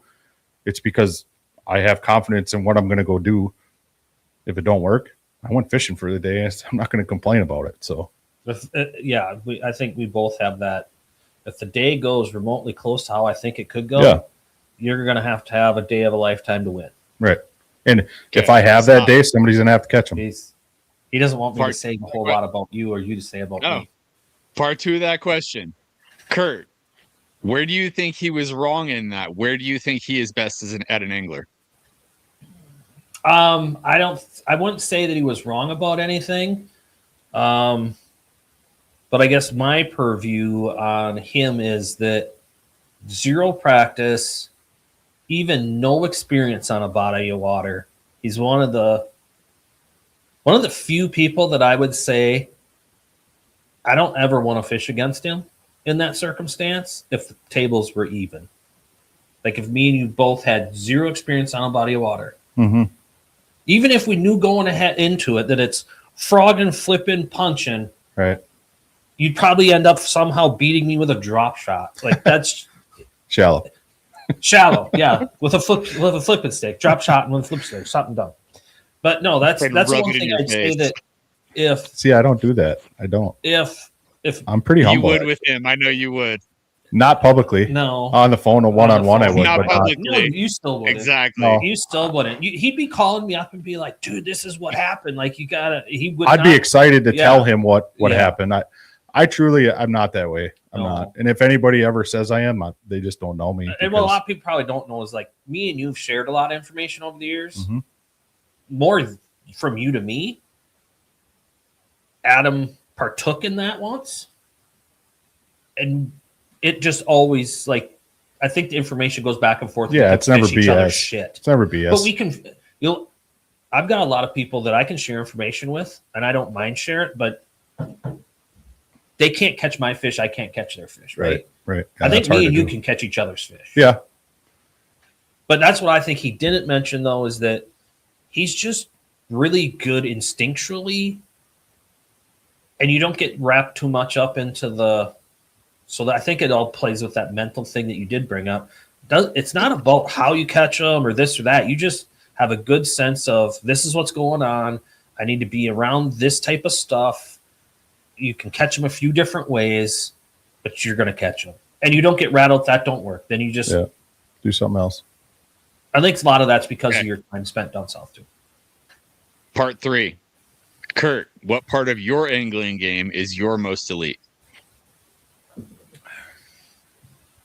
How specific do you want me to be? I was gonna say you better stop that Answer the question. stopwatch right now.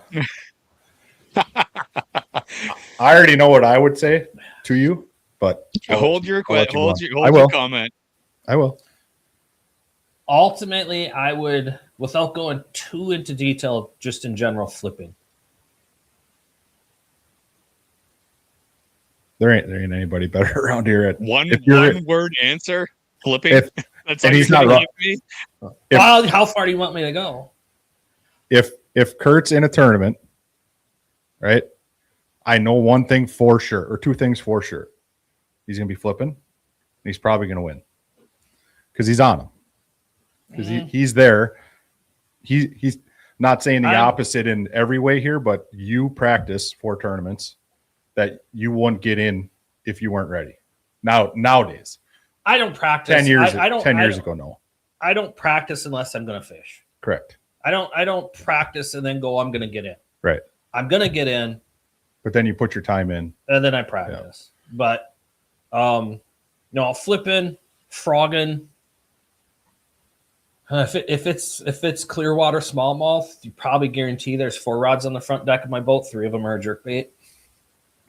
I was going to say jerkbait, swimmer. But I said 3. I was literally going to say it before you said it. But yeah, But I think with all of you it, can thank it's- Barzak for that one. What The jerkbait? jerkbaiting. I Really? haven't learned any jerkbaiting from him. No, no. Just kidding. No, thank you, Barzak. And what he does, I don't do. I seen it work for him and Troy, but I can't make it work. But That's anyway, a whole nother topic. whole other topic. It should never work. But with all of it, I think you're either gonna see me be like big bass top 3, or like middle of the pack. Like I generally, when I put my time in and stuff, I'm good at finding bigger than average fish. I'm trying to think of a tournament where I fished against you where you weren't top 3 outside of Door County. If it's on the Winnebago system, I can't think of one, honestly. I mean, I should be because that's where I spend 90% of my time. But no, I think that's probably. I guess I use those tools to do what I just said, though. Like those are the tools that I use because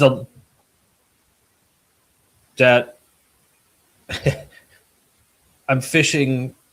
Remember the year the English Choice that I took second to Jaeger? Yeah. I was fishing a smallie beaver on a 3/8 ounce Texas rig in the main river channel on a flipping stick. I believe it.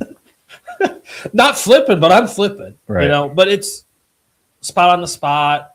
Same thing when I'm flipping. Same thing if I'm frogging. It's probably just recognizing like that little targeting bigger than average fish. I'm not going to say the biggest. I'm not like a swim bait guy, but we had this swim bait. I don't know if you saw that podcast when we were talking about swim baits. So much of the way that they talked about how they swim bait fish and picking shots and everything was very reminiscent to me, like sitting down with Booker or Mena and talking about muskie baits and how they approach muskies. That's how I approach fishing about every bait that I own. And the more technical that bait can be, probably the better I am at it than you are. Right? Like jerkbait can be extremely technical. Yeah, you understand it. I mean, I carry 3 boxes of jerkbaits in this spring with 6 different types of jerkbaits in them. Very few people have confidence in more than one. You know, flipping, I got a laundry list of rules that I follow for that, along with like 9 flipping sticks. I'm looking at a stack of rods in the corner of the room. That makes me feel a little bit better about myself as a flipper, because you and I have only spent one day in the boat together flipping. Yeah. And I held my own. He's going to brag about beating the guy that wants him to catch fish. No, I didn't beat you. I'm not saying I beat you. I held my own. He did. Because you beat me, but I held my own. The only reason I beat him is because I got mad. We don't. Hey, I was like, that's enough of this. You ain't supposed to be doing that in the back of my boat. We don't have shit to flip here. You know that. No. It is so rare that we get the high water to actually have something to flip here besides tules. You know, and most of the time the tules are a wall. You can't even flip it. It's literally a solid wall. There's no gaps. There's no holes. So there is. It is rare that we have that opportunity. Call it 2 ounce. Dude, you need to come down here and see what I'm talking about. No, but send me pictures. It's rare that we have the opportunity to actually put together a flipping bite. So the fact that I was able to hold my own makes me feel a little bit better about myself. Yeah. I would say flipping's probably my weakest part of fishing. I would never say that about you, though. I just don't do it enough. And maybe I just feel that. I guess way, maybe we're going fishing Wednesday then. I just don't do it enough. Okay, so stop talking. Okay, go. Hey, you're the one that got off topic. So you already answered your question towards him. What would you say his strongest point is? Right, flipping. Yeah, flipping. 100%. Okay. Question number 8, Kyle. What part of your game needs the most work? Oh, I say it every year. It's flipping for me. If I get into and I could go into a funny story about this. If I get into a situation where I got a frog, I like frogging. I just don't. It's not what I go to tournament fish. Flipping, there's a lot of times where I know I need to go flipping, and I'll try swimming something around it, or I'll do everything I can to not do that, and then finally like, okay, I got to go do it. And I typically I can still catch them. It's just it's not what I want to go do first, right? So for me, and I'm not even saying shallow water flipping. I'm just saying probably deep grass, plunking, 3/4 ounce, 1 ounce, and milfoil. I just don't do it enough, and I just don't chase them fish anymore. I would agree with that. Your shallow flipping is a lot better than you think it is.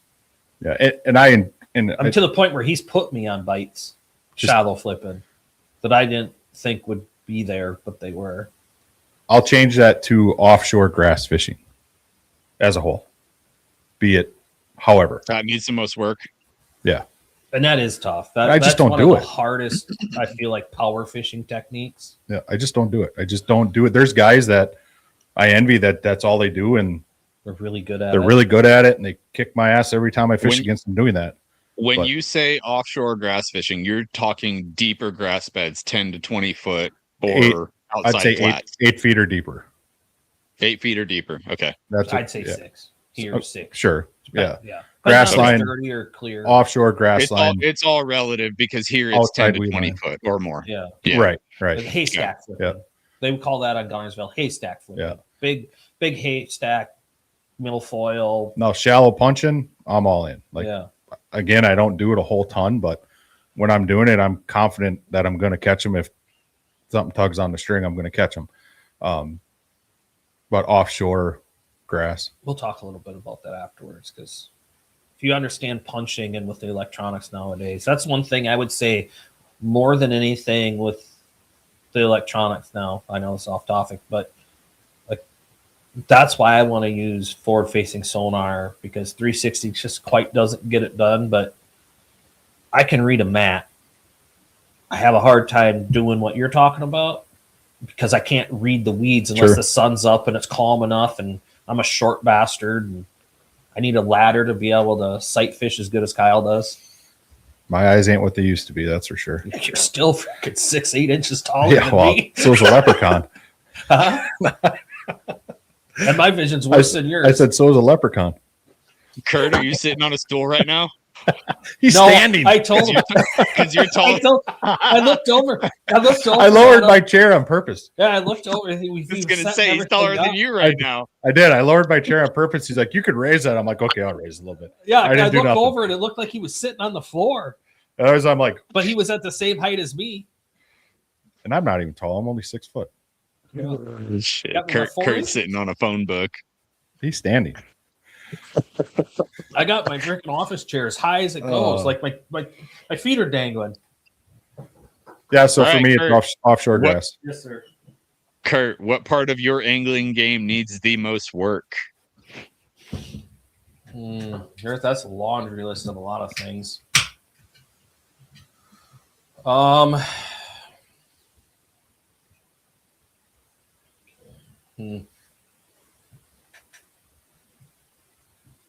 He thinks he's God's gift to Earth. No, I'm trying to pick out a bunch of them, or how to incorporate them all into one. I've never really thought of it in that terms. I think a big one for all of us is to just do it more, just fish more. I agree with that one, but I'm not going to go there. My biggest failure in fishing is not staying open-minded enough. That's what I would say that I need to work more on. I've learned that fishing with someone who has never been a tournament partner as much as I do fish with Tanner. He's fished a couple tournaments with me, but he's never been a big tournament angler. He's not I'm one of two people he probably talks to about bass fishing in the course of an entire year. He does a lot of research. He looks at a lot of stuff, and I'm just like, I don't want to watch that stuff. I'm going to go do what I want to do.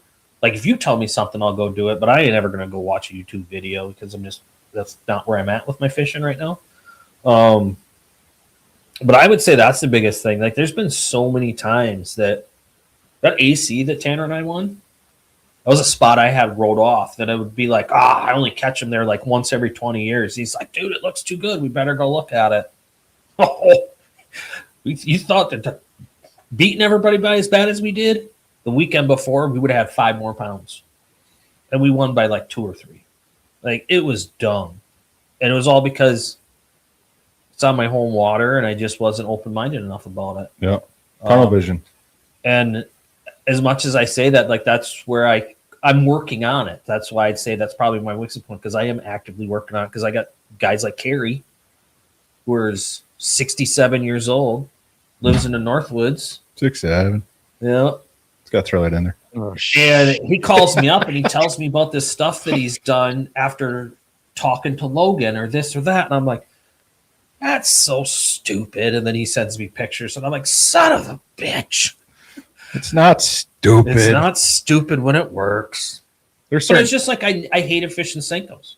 And then I finally got to the point where I'm like, there's only one thing I hate more than fishing a Senko. Not catching them. Yeah. So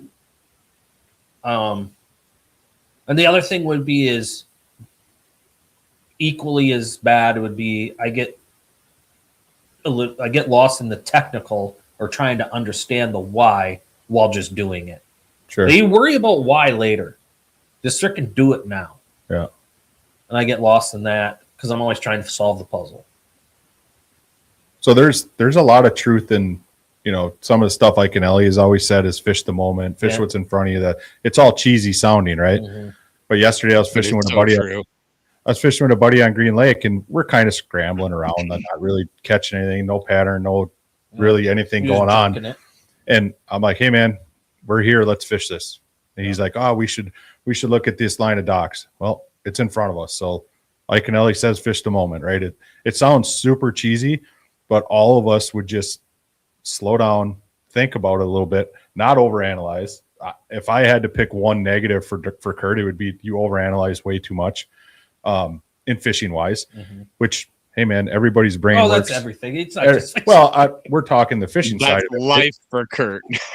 But now business, that's one of the best traits you could ever have. Yeah, absolutely. Fishing wise, overanalyzing, you're just kind of wasting mental space for that day, because you go back to what Ike and Ellie said, is fish the moment, right? Let's not think about this too hard. Let's just throw that jig under that dock and see what happens. What's happening right now? We're just going to go back. We're going to go somewhere else. Yeah. But that's one thing, like fish the moment. Friend of mine just brought up, he asked me, he's like, how many hours are on your boat? And I'm like, 60 something.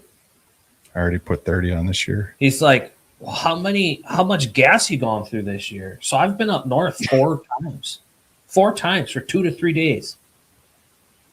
I've used less than a half a tank of gas. Yeah. Well, even during the summer, like Josh at the boat dock would always, do you ever fish? Even when I was tournament fishing with Marcus and Tanner and Ted Johnson, all the time, every boat, Josh's like, do you ever fish? I rarely idle a Sloan Lake. Yeah, but you always had your little boat then too. You fished out. Well, I didn't always have that. I only had that for 3 years. Right, but a lot of times when I first got to know you, you were fishing out of that more than you fished out of your bass boat. But think about it.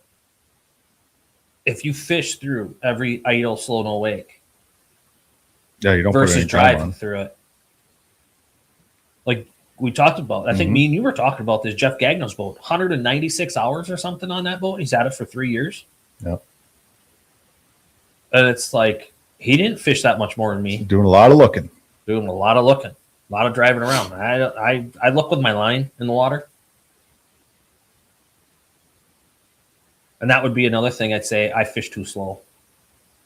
I fish with a lot of upper echelon guys. And the number one thing, like if Canterbury was here or Clausen was here, they would put their hand over my mouth. His biggest weakness is he fishes too slow. I think that's situational, though. I think that is a strength in certain situations, and it's a weakness in others. I told you what I told Scott last year when he was here, right before the BFL.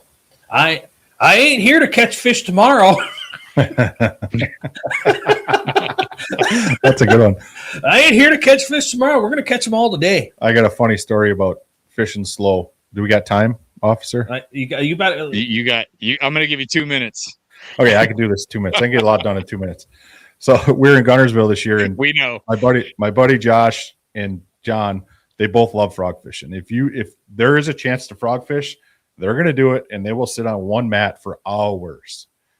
So I'm in like tournament practice mode, vacation / tournament practice mode, right? Like I want to fish fast, but catch fish and whatever. So we get in this back bay and there's some stuff to frog, and Josh is like, well, let's go back there and throw a frog. I'm like, dude, we ain't going to win this tournament frogging.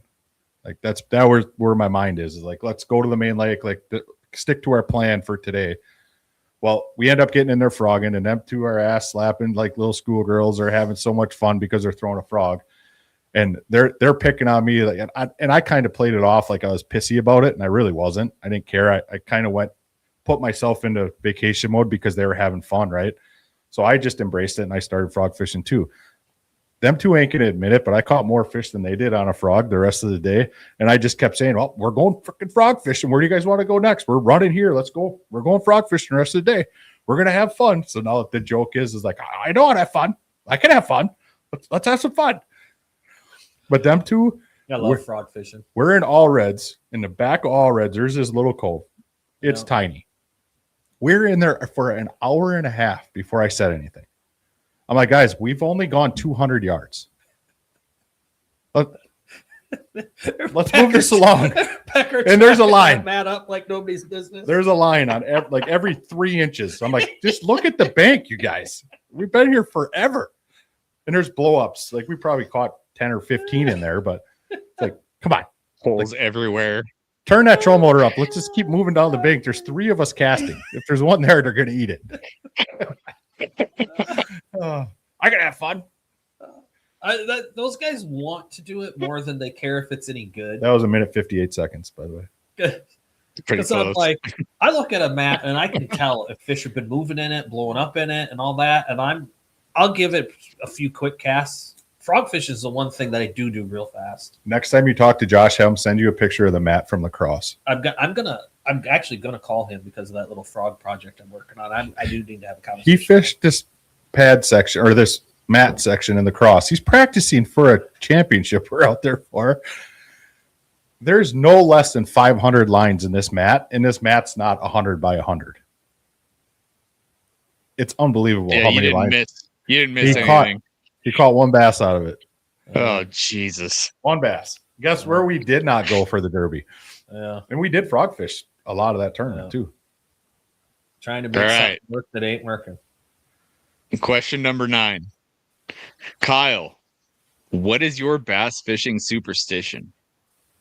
I really don't have any. I really don't.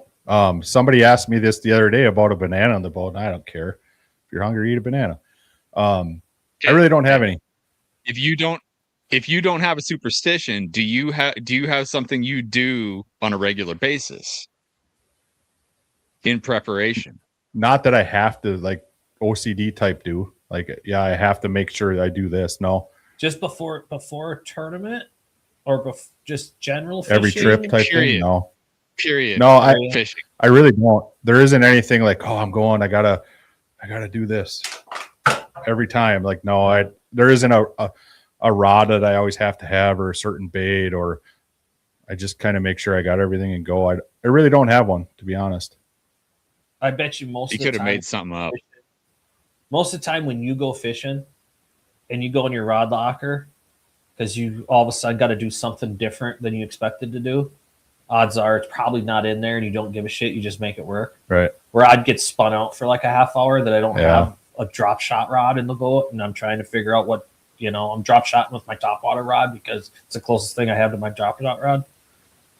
Yeah. He's got like 0 give up Fs. I really don't have. You and Marcus are the same. I prepare. I prepare for everything. Like today when I get home, I'm going fishing tomorrow. My boat's probably ready to go. I could just hook up to it and go, but I do have to go through it and make sure I don't forget X, Y, or Z for where I'm going. But that's just preparation. I don't think that's a superstition. So I don't have one. You? Hey, Kurt, same question. Superstition for going fishing. Don't hit the garage door. Don't hit the garage door. That's the primary one when you got a short garage and a big ass wide Ranger boat. Don't hit the garage door. Other than the standard normal shit that everybody does, make sure your battery's plugged in, just that, the other thing. But no, I have every boat I've owned. I have one bump board that my grandpa gave me that's been in every boat I've owned. I never use it, but it's in the boat. I have a pair of pliers that was in not my first boat, but my second boat, and that's like my lucky pliers. I lost it in Rod Brady's boat. I thought it went in the drink. When he went to get rid of that cobra, he found it in his bilge and gave it back to me. So it came back home. And that pliers is in my boat. Yeah, when a pliers gets rusty, I throw it in the water. I don't use it. I haven't used it for like 3-4 boats, but it's in the boat. It's in there, sure. It's in the boat. It's there. I call it structure. Yeah, this son of a god structure. We'll fish that. If things really, really matter, like it's a tournament situation, and I know I'm jerk baiting, I have a box of jerk baits that go in the boat because those are the good ones, beat up ones. I'm big on the whole beat up crankbait, beat up jig thing. If I catch 10, 15 fish on a jig and it's all ratty and nasty, I cut it off and put a new one on and save that. Yeah. See, I save baits. Like if I have a good day with something, I'll save that bait and put it on the wall. And I don't think that's superstition. You retire them. Yeah. Yep. Exactly. I have some baits that are retired. They're just simply retired. Yeah. At some point, I'm going to make Yeah. something in my garage for them all. But. Yeah. But there's for tournaments. It's not always the same music, but before a tournament, on the way to the boat landing, there are certain types and the way the music makes me feel that I like to play. I like stuff that makes me feel. It actually gets me like emotional in a positive way, like in a sure. I'm ready to fucking go away. So, like the bodies at the fuck. Yeah, that's one that gets played a lot.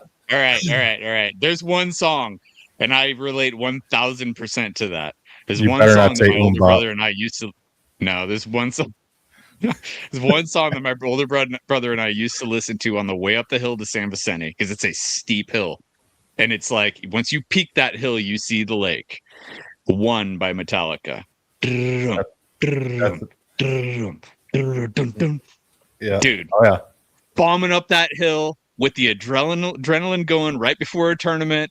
You peak that hill. As soon as that song peaks, you're seeing the lake. It's like the adrenaline is just going. That's I don't know why, because I never hardly ever listened to this type of music, but I honestly listen to a lot of like real high tempo, real up, like rave type music before a tournament. Like EDM, My Chemical Romance, like there's a couple My Chemical Romance songs. It's really about the only time I listen to them is when I want to get like fired up. But I don't like ever listen to that shit any other time. But it's just I listen to that. And Kyle knows most of the time when I'm fishing a tournament, we're going out of Winneconne, and I'm going to make a haul. And I got to get in a certain mental frame because whatever boat number I am, I want to pass everybody in front of me. I have that bad. I have that really bad. Yeah. I got called a cheater in the Sturgeon Bay Open because of that. Which is horseshit. But I've learned I don't do that anymore because I had too many like almost close calls where after the fact you're like, you know what? If I would have come around that corner on the inside, 2 boats wide, and the corner's like 3 boats wide, and there was a boat coming up river, I would have probably forced the guy that I was passing to spear the front end of another boat. I have 2 Shano stories that are like that adrenaline's going. Yeah. Ask Jay and Adrian's about one of them. Yeah. I passed a buddy of mine on a corner in the thoroughfare and just washed his ass. Just completely washed the last New London tournament when we got back that I fished, guy came up to me. He's like, they should give you a trophy for boat driving, but I don't know if it's because of skill or stupidity. But I left 8th, and by the time we were the 2 corners below Shaw's, I had passed everybody in front of me. I love passing boats. I can't do that with my boat that I have now, though. I ran the channel from Shawano to Washington.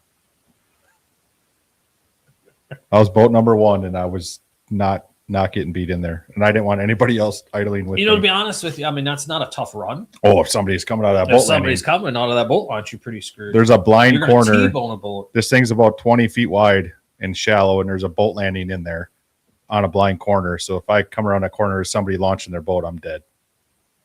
Like goner. But I looked through the trees on the way in. I didn't see anybody, so we were good. Yeah, you just watch for taillights when it's early like that. Yeah. All right. Okay, well, I'm going to call you out, Curt. Okay. You have a lucky fishing hat, and you're wearing it. Oh, so far this year, this hat's been a lucky fishing hat. Yeah, Bass Fishing Dive Bar. I guess if you get to hats, I don't have to have it on, but I do have a hat for every season. I got this from Ike and Ellie. I don't remember what year it was, but Ike and Ellie won Angler of the Year, and at the interview or whatever they did on Bassmaster, he brought the hat with him, and it's all raggedy and crappy looking. And ever since then, I have them. It's sort of like my pliers. I have them all retired, hanging in my shop. With that being said, I guess I never even thought about it. I'll wear about any hat fishing, about anyone that's hanging up. But if I have a bad day with a hat, I'll never wear it again. Really? Trash. Shirt, hat. For me, it's more about comfort than anything. I don't think it's about because these Richardsons take a little bit for my dumb head to break in.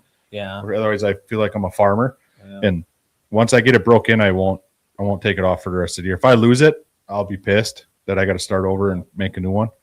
No, if I have a bad day on the water, I'd say I'm more superstitious about if I wore a hat and I had a bad day with it, I won't wear it again. I don't reach for a certain hat other than for the reason you're saying, like it's comfortable, this and that, but I will retire a hat. But it's those bad memories you don't want to put back on. Yeah, like me wearing like if I had a tough day on the water and felt like it was really, really shitty or something, I'd rather take a banana in my boat. See, I'd eat it. Besides the Harper, and I'll just eat the banana. Yeah. All right, last question. And I'm giving this one to Curt because I'm giving Kyle the last word because he's our guest. Oh, boy. Curt, why are you a better fisherman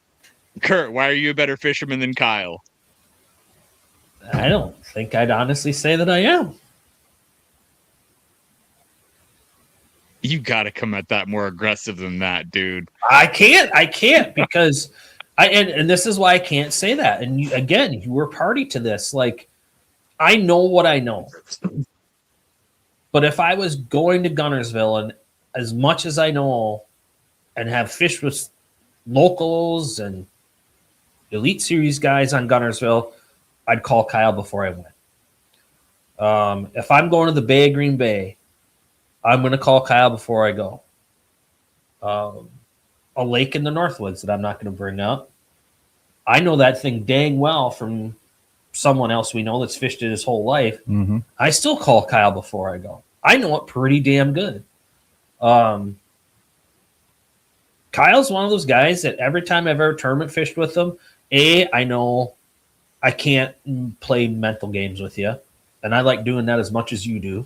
Never going to happen. Never going to work. 2, if I might beat him in a tournament, but he might beat me the next 10 straight days. So I guess I never have looked at Kyle as a person that I thought, at least not in the last 10 years. I've never looked at Kyle and thought that I was a better angler than you. And he puts way more work in than I do. When he talks about people being lazy, like what he's talking about, the way he fishes, I'm way lazy compared to him. I was like, yeah, whatever. I'll go when I fucking feel like it. And he's like, nope, I got time, I'm going. So this is just going to be one big kumbaya session. For me, I said it already. I don't think that way. I don't have an ego with fishing, like with me against you. I just don't have it. I just don't. There's people that could be sitting in that chair, and I'll freaking answer that question with a long list of reasons why I am. But Kyle's not one of them. Bring that person in. Every one of us knows. Us three have fished enough tournaments to know you're going to lose way more than you win. And if you'll never beat a guy. I already told you that. I suck more often than I win. If you want to be in this industry at all, be it club level, whatever, and you can't take your lumps and you can't take your wins with honor and dignity both ways, then you're in the wrong sport. Yeah. And I won't talk to people like that. I don't surround myself with people that think that way. If like I've had tournament partners that it's a competition in the boat between him and me. I'm like, it pays the same, you asshole. Like, I don't care. Catch a ball. Exactly. I'll net all your fish. I don't care. I don't think that way. I fish against myself, mentally against myself, and against knowing that I beat the fish that day. Yeah, it's cool that I beat a bunch of guys, and I might razz my buddies every once in a while, but it's never out of because I think I'm better than you. Ever. It's never ever that ever. And if I've ever come across that way to somebody, it was never meant to be that way. If I don't like you, you're going to know about it. It's not because I'm going to try to big time you. Like, ooh, congratulations, you beat me today. Good job, because I don't care. I'll shake your hand and buy you a beer. I just don't think that way. So there's way bigger things in life to worry about than Curt being better or worse than me. Yeah, I would say I'd never really. And that ain't a kumbaya thing for me. That's just how I am. If I was No, I know. If I was to say, like, let's just go back in time 15 years. Now, if we're talking sporting clays, that's a little different. Like, we already discussed why you're better at sporting clays than me. You don't give a shit. Well, you work harder than I do at it too. I do. And we tied. And he cared all year, and I never gave a I shit. cared all year. I never did. I don't have a $16,000 gun. I don't either for sporting clays. No, I'm It's very $20,000 competitive. gun.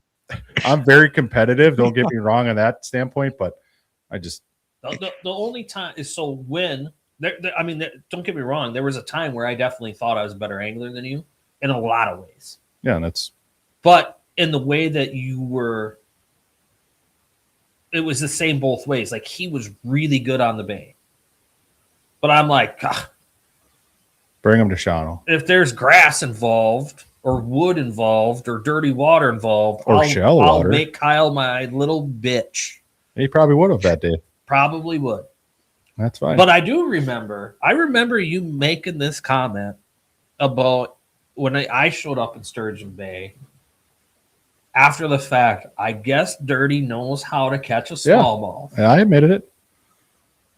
And that was more razzing than me thinking I was better than him. But you also knew who I was fishing with, and you knew exactly how much he knew. Yeah, there's guys on every body of water that should beat me every time they fish against me. Yeah. We're fishing a tournament on Friday on Bago.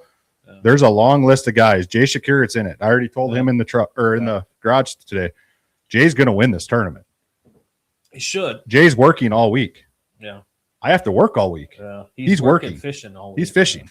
That's his job. Yeah. He will win this tournament.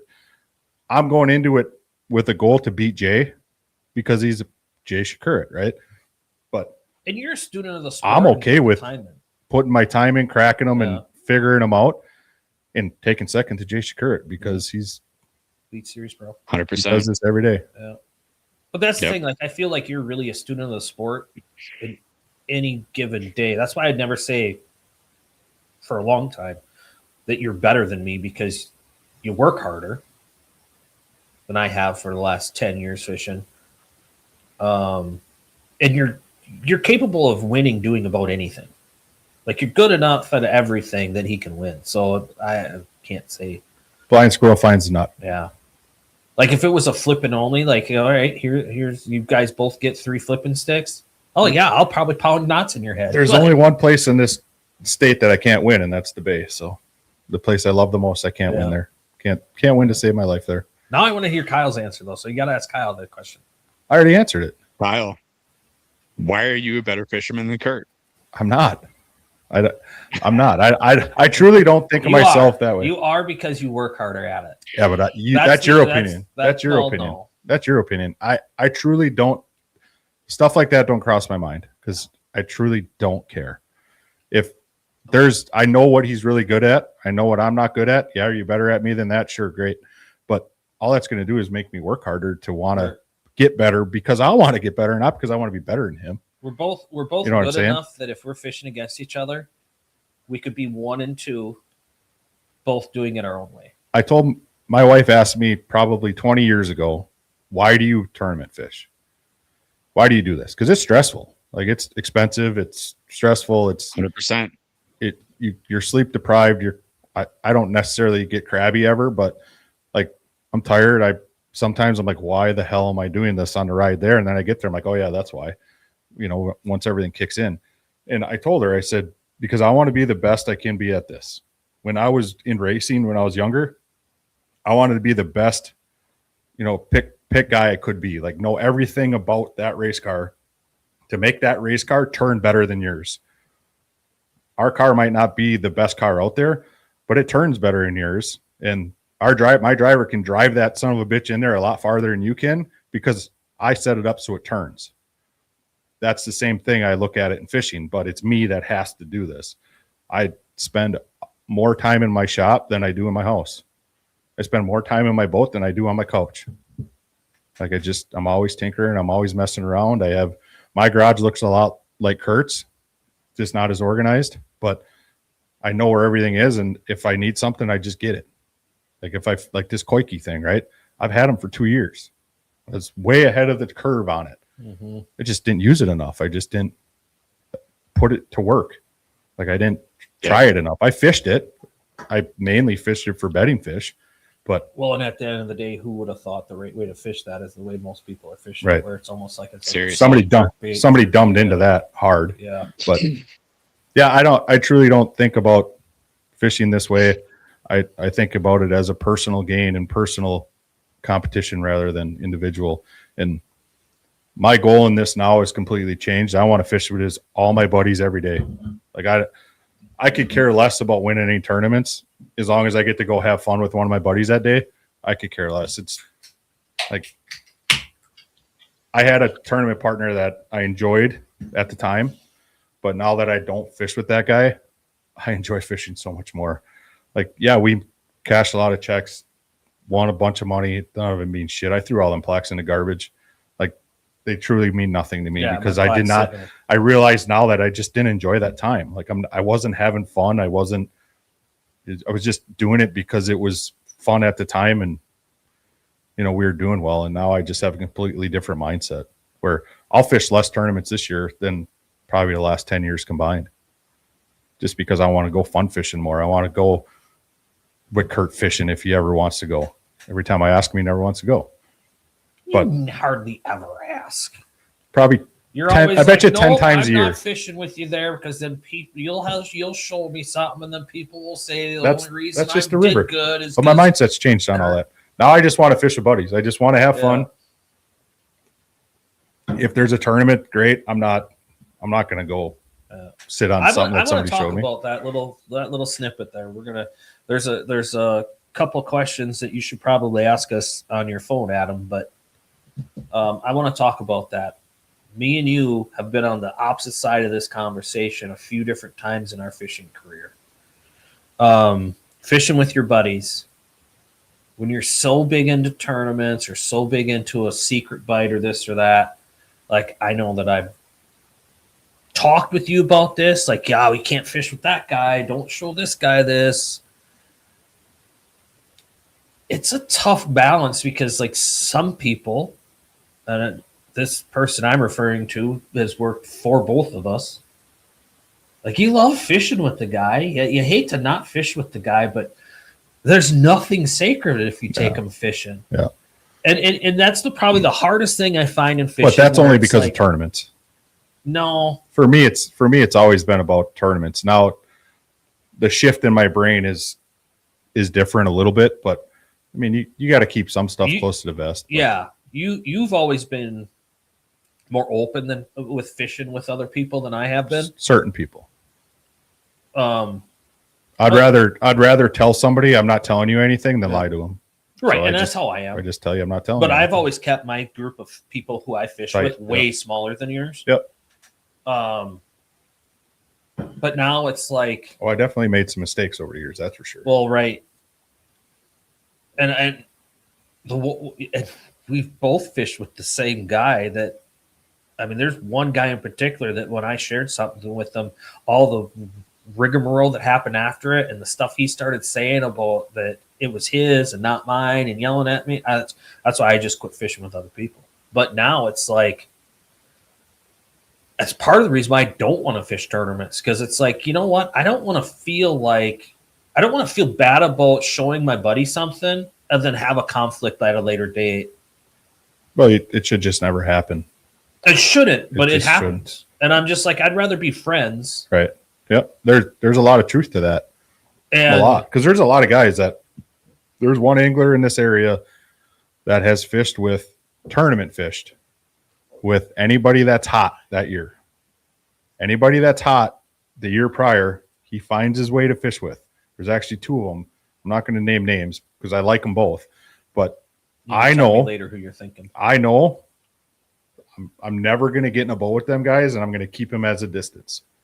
I've never been that hot angler where he wanted to fish with me. Yeah. That's fine. I don't care. I don't fish to make that person want to fish with me. Right. But the reputation's there of, oh, who's the partner going to be this year? Oh, okay. Makes sense. I mean, there's a couple guys like that. And I can't do that. I've learned over the years, it's just, I got accused of that from fishing with Paul Schieffer. And that was so far from the truth. Yeah, I don't think either one of you have ever been that way. No, I've never been that way. You or Paul. I don't think that's yeah. I got one for both of you. And we haven't talked about tournaments at all. Kyle, part 1. Why do you like fishing tournaments? And what are you most proud of in your tournament fishing?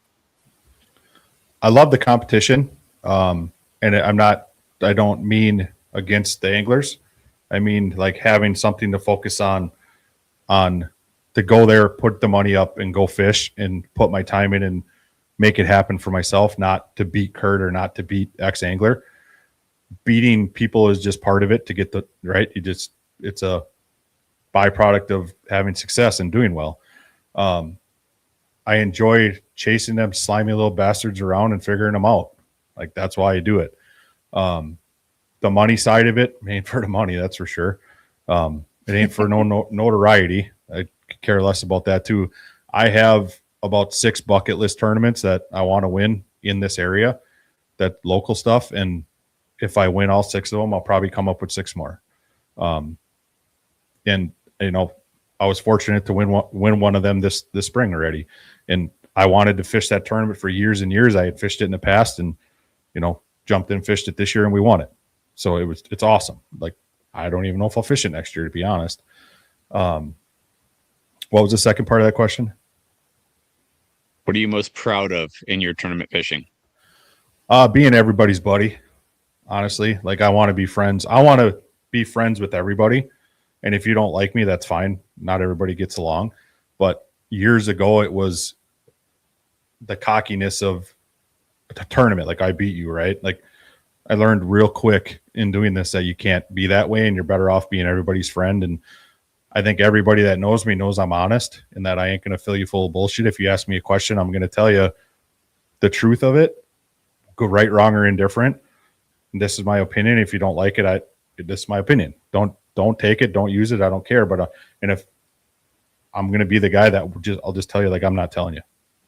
Yeah. Like, if you want information, go somewhere else. Cause I'm not going to, I don't trust you basically. You're going to get Kyle. Right. But we can still be friends. I'll give you my version of that. The only person I've ever bullshitted is a bullshitter, a very well-known bullshitter. True. Oh yeah. Well, that's back to those mind games. Right. Yeah. I mean, I'll call them out. I don't know if you. I won't bullshit your straight shooters. I won't bullshit everybody. But if you're a very well-known bullshitter, I'll bullshit you. I've gotten accused of being a bullshitter a lot because they're like, "What are you on?" I don't really know. I got a couple good ideas, but I don't know. I'm going to bring in like 14, 15 pounds, drop 18. I don't know. If you are not a straight shooter, you are not getting straight shooting from me. Yeah, and that's the way it should be. I actually put people on my radar just for fun. Yeah. Like this year, Tyson Hansen is on my radar this year. Oh. He'll watch this and he knows it because it goes back to the fired.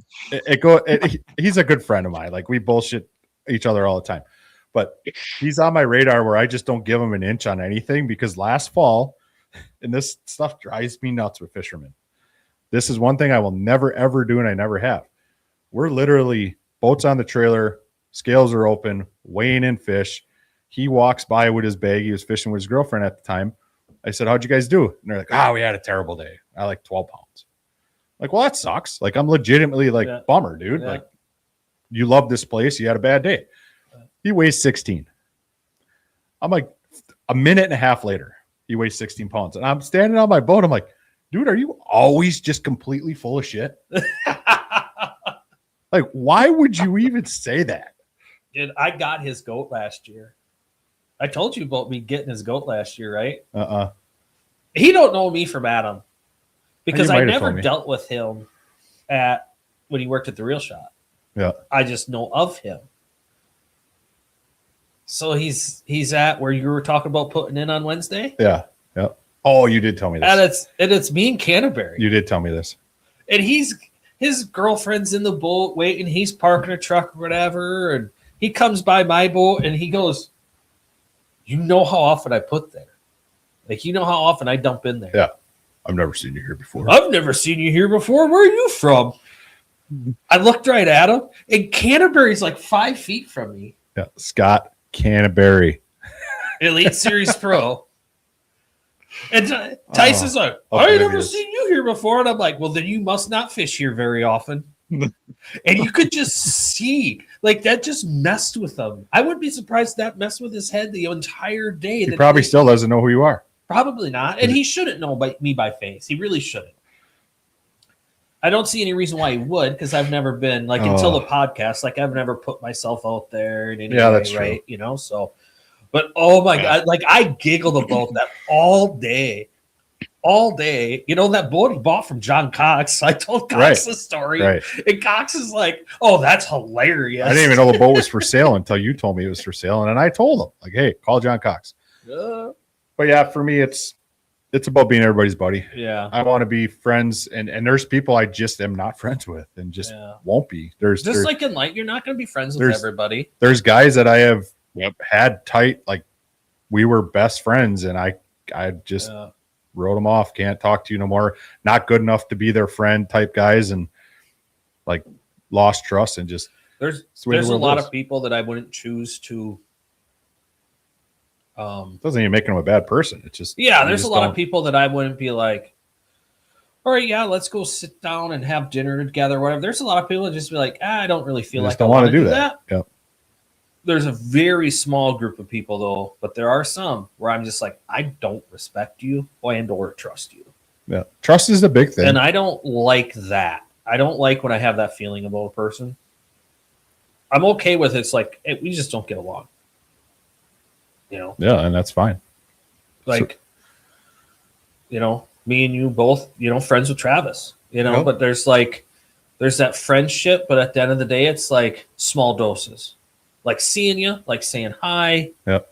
And then at some point in time, you're like, okay, that's enough. You go about your business, I go about my business, and then we're good. Yep. Okay. Answer the question, Curt. Why do you like fishing tournaments? Very similar to Kyle. He hates tournaments. I don't hate tournaments. There's just certain things locally that I don't like, so I choose not to because I can't negatively speak about the way things are being done, not at the fault of the tournament trails. Right. But I can't actively participate. And it would actually be detrimental to my own fishing in a tournament, what I don't like about it. But anyway. But that's the biggest reason why I don't fish them locally now is because I want to be an advocate for them being better. And if I support them by fishing them. Well, you support it in other ways too. Yeah. But if I'm like, this is bad, the things you're doing is bad, and then I fish that tournament and do the exact thing that I'm saying is bad, which I would be doing. Mm-hmm. Now I'm a hypocrite. I don't want to be a hypocrite. But what I love about tournament fishing, it's not so much the competition, it's more the game of it. And like you said, it's the fish. That's when I got to be a good tournament angler. Not the tournament angler I am today, but a good one, a decent tournament angler. Is when I started to understand it's not about beating you or beating anybody else that showed up. It's about me figuring out that system, that lake, that bite, that you versus the fish. Yes, me versus the fish. So and as you funny. know, it's funny on Wisco, some of our branding, there's that saying, you versus the fish. Yeah. Everybody thinks that came from, it's a single series, right? No. That came from my mindset. Yeah. Like that's how I think. So that to me, I think that all the time. When you said you versus a fish, that's exactly why it's on our banners, is because 100%. That's my mindset of it. And you know me as good as anybody. And it ties into that. Right. You know me as good as anybody. I don't fish less hard. Right. I may don't fish as often because I don't tournament angle, but I don't fish less hard on any chance I get to go than if I was practicing for a tournament or much less in a tournament. Yeah, because you still want to catch them. I tell people every day that when I take them fishing, because I rarely go on other people's boats, I'm like, I want you to have a day of your lifetime. I just want to catch one more and the biggest. Fair enough. That's how I am about it. And it is. I'm all about doing the fun stuff, like the dollar type stuff. Yeah. first, biggest, most. Yeah, that's fun. That's all good, fun competition for the day. Yeah. And then keep the dollars and make them sign them. But then I fish with a guy most of the time that he just loves fishing in the back of the boat. And he's like, you're going to do this. I'm going to do that. He's not a tournament angler either. Yeah. I mean, me and him have fished a few tournaments, but he's always like, well, if that's working for you, if you think that's good, I'm going to see what else could work in the same circumstance. We don't fish tournaments, but yet we're every trip. It's learn to be better. What can you do different? You know, like that's my mindset all the time. Even though I'm not fishing a tournament, I haven't fished a tournament since Troy and I fished the Wapaka Open, which was 5 years ago. Yeah, it's been a while. All right, second. Well, I'll be the one guy on this episode to talk a little bit of shit. Curt said that he wanted to be the one to catch one more and catch the biggest. The one day we fished, the first day we fished the Bay of Green Bay. He did not catch one more, and he did not catch the biggest. Zing! No, I did You not. lose sleep over that, I'm sure. Yeah, I did. A buddy of mine and I had a. See, Adam's really good about catching your fish on the Bay of Green Bay. Not as good. I'm not as good as Adam is at catching your fish on the Bay of Green Bay. A good friend of mine and I had a running bet in our club events. Well, actually, every tournament we fished against each other for one season, it was $50, right? Just a good, fun side bet. And he got one out of like 13 or 14 that year. And his girlfriend made a shadow box with, like, I don't even remember what it says in it, but inside of it is a lure that she knew I used to beat him at one tournament, and then $50. Well, I have that sitting on my toolbox in my garage. So every time he comes over, he sees it. Like, I will never spend that $50. I'll have to be broke as a joke, and I will go panhandle before I spend that $50. So that's awesome. Kyle's pretty active in the club, and you've talked to me about joining the club. Yeah, I love it. And I just can't do it because it's like, no, I'd have to go practice like 3 days for every club tournament because that's how competitive I am about it. Though. And we have guys that do that. Like I know you do, but I would have to do that. Like I couldn't. I still can't like disconnect that far to be like. I think if you I did don't want to win all the time. I think if you did it, you would see the fun of just showing up. Don't get me wrong. Dude, there's 90% of our club tournaments. When I launch my boat, I have no idea where I'm starting. Not a clue. I'll run down the lake. We went to Pelican last year, and I ended up getting in an argument with one of my buddies in the club because I'm boat number one. I'm running down the lake 65 miles an hour, like, oh, that looks good. So I just turn the boat left. They go to shut down. He runs past me 200 yards to fish that tree. I said, look good. I'm like, really? Are you kidding me? And he knew I'd never been there before. He's that competitive, which, whatever, dude, if that's what you're about. I went around a corner and knocked their faces in all day. I caught 150 fish. Yeah. Had he not, and this is the way I look at this stuff is I was pissed off at the time. I call him an asshole, whatever. But had he not done that, I might have went into that bay rather than going around the other way. Yeah. And I wouldn't have had the day I did. The funniest thing about that story when you told me about that was I fished there a lot as well. And it's like knowing the damn place. It could be completely foggy out. I'm just going to follow my waypoints on my graph and go right to that tree first. Yeah, he just like randomly goes. I mean, it's a big giant. Oh, that looks good. It's a big giant point. 100 yards, there's nothing, and then there's a tree, and then docks. So back to that whole like you just winging it and going fishing. There you go. The funniest part is he didn't even catch a fish off of it. By the time I got to my second dock, I was culling. Oh, that's fun. And I sent you pictures of those two big ones I got off of it next weekend. But that's how you left some for me. Thanks. That's how I take the club, though. Like, I think if you would, I did take one bad event. Try to get over. Yeah, Troy and I've talked about this. You just got to get because Troy's in the club with you. Troy's like, it's $400. You'd have one bad event and you'd be losing your shit. I'm like, yeah, that's why I don't do it. I'd pick on you then. I've been there, done that though. You got to remember. Oh yeah, you club fished in the past. So it's not like club stuff for me is camaraderie, fun. Let's go all cracks and bass, have fun. Like if we're at a club tournament, I will tell you, dude, come over here. If you come by and you're having a bad day, like get over here. And we typically don't. Yep. We typically don't go to places where there's a bunch of tournaments on it that it's super secret. Like I'm skipping docks with a jig. Whoa. Yeah. Nobody's ever done that before. Right. But yep. You gonna ask me the second half now? That question? Yeah. What are you most proud of in your tournament fishing? Two things. There was a lot of years when I owned dirty jigs that there was positives and negatives to that. Like I'd get well, you should win. You know what everybody else is using. no, Nor do I care. Everybody thinks that about tournament directors. Yeah. No, they order it from Tackle Warehouse. You ain't buying it direct from me. But I've been doing it since I was 16 years old. So when you talk about a guy like Jeff Williams or even Josh Muskovich, where I will mentally try to mess him up so bad that Goof has told me, don't talk to him. Don't talk to Josh. Don't talk to Josh in the morning. Gosh damn it, you fuck him up. You fuck his head up all day. That shaking hands with those guys that I've known since I was 16 years old. I'm 44, so we're going on 30 years almost, and still seeing those same faces and some new faces, and just have that camaraderie. Like I'm proud to have that I can say that like holy shit, I've been doing this that's long. Longest thing I've ever done in my life, right? Like I don't have a job that's been that long. I don't have a relationship that's been that long outside of, your mom and dad. Right. I don't think I could go to a tournament anywhere in this state and not know people. Not know somebody, yeah. And know somebody.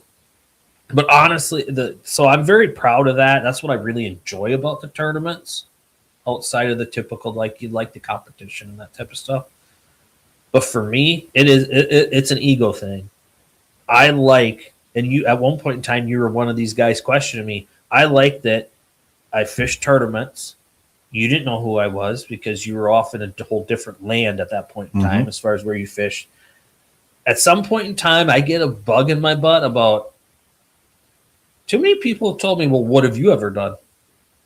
And then I show up and I show them what I've done because I just keep doing it. Yeah, I mean, you've watched me quit, start, at least twice, if not 3 times. And every time I start again, I just collect lumber for the wall. Yeah.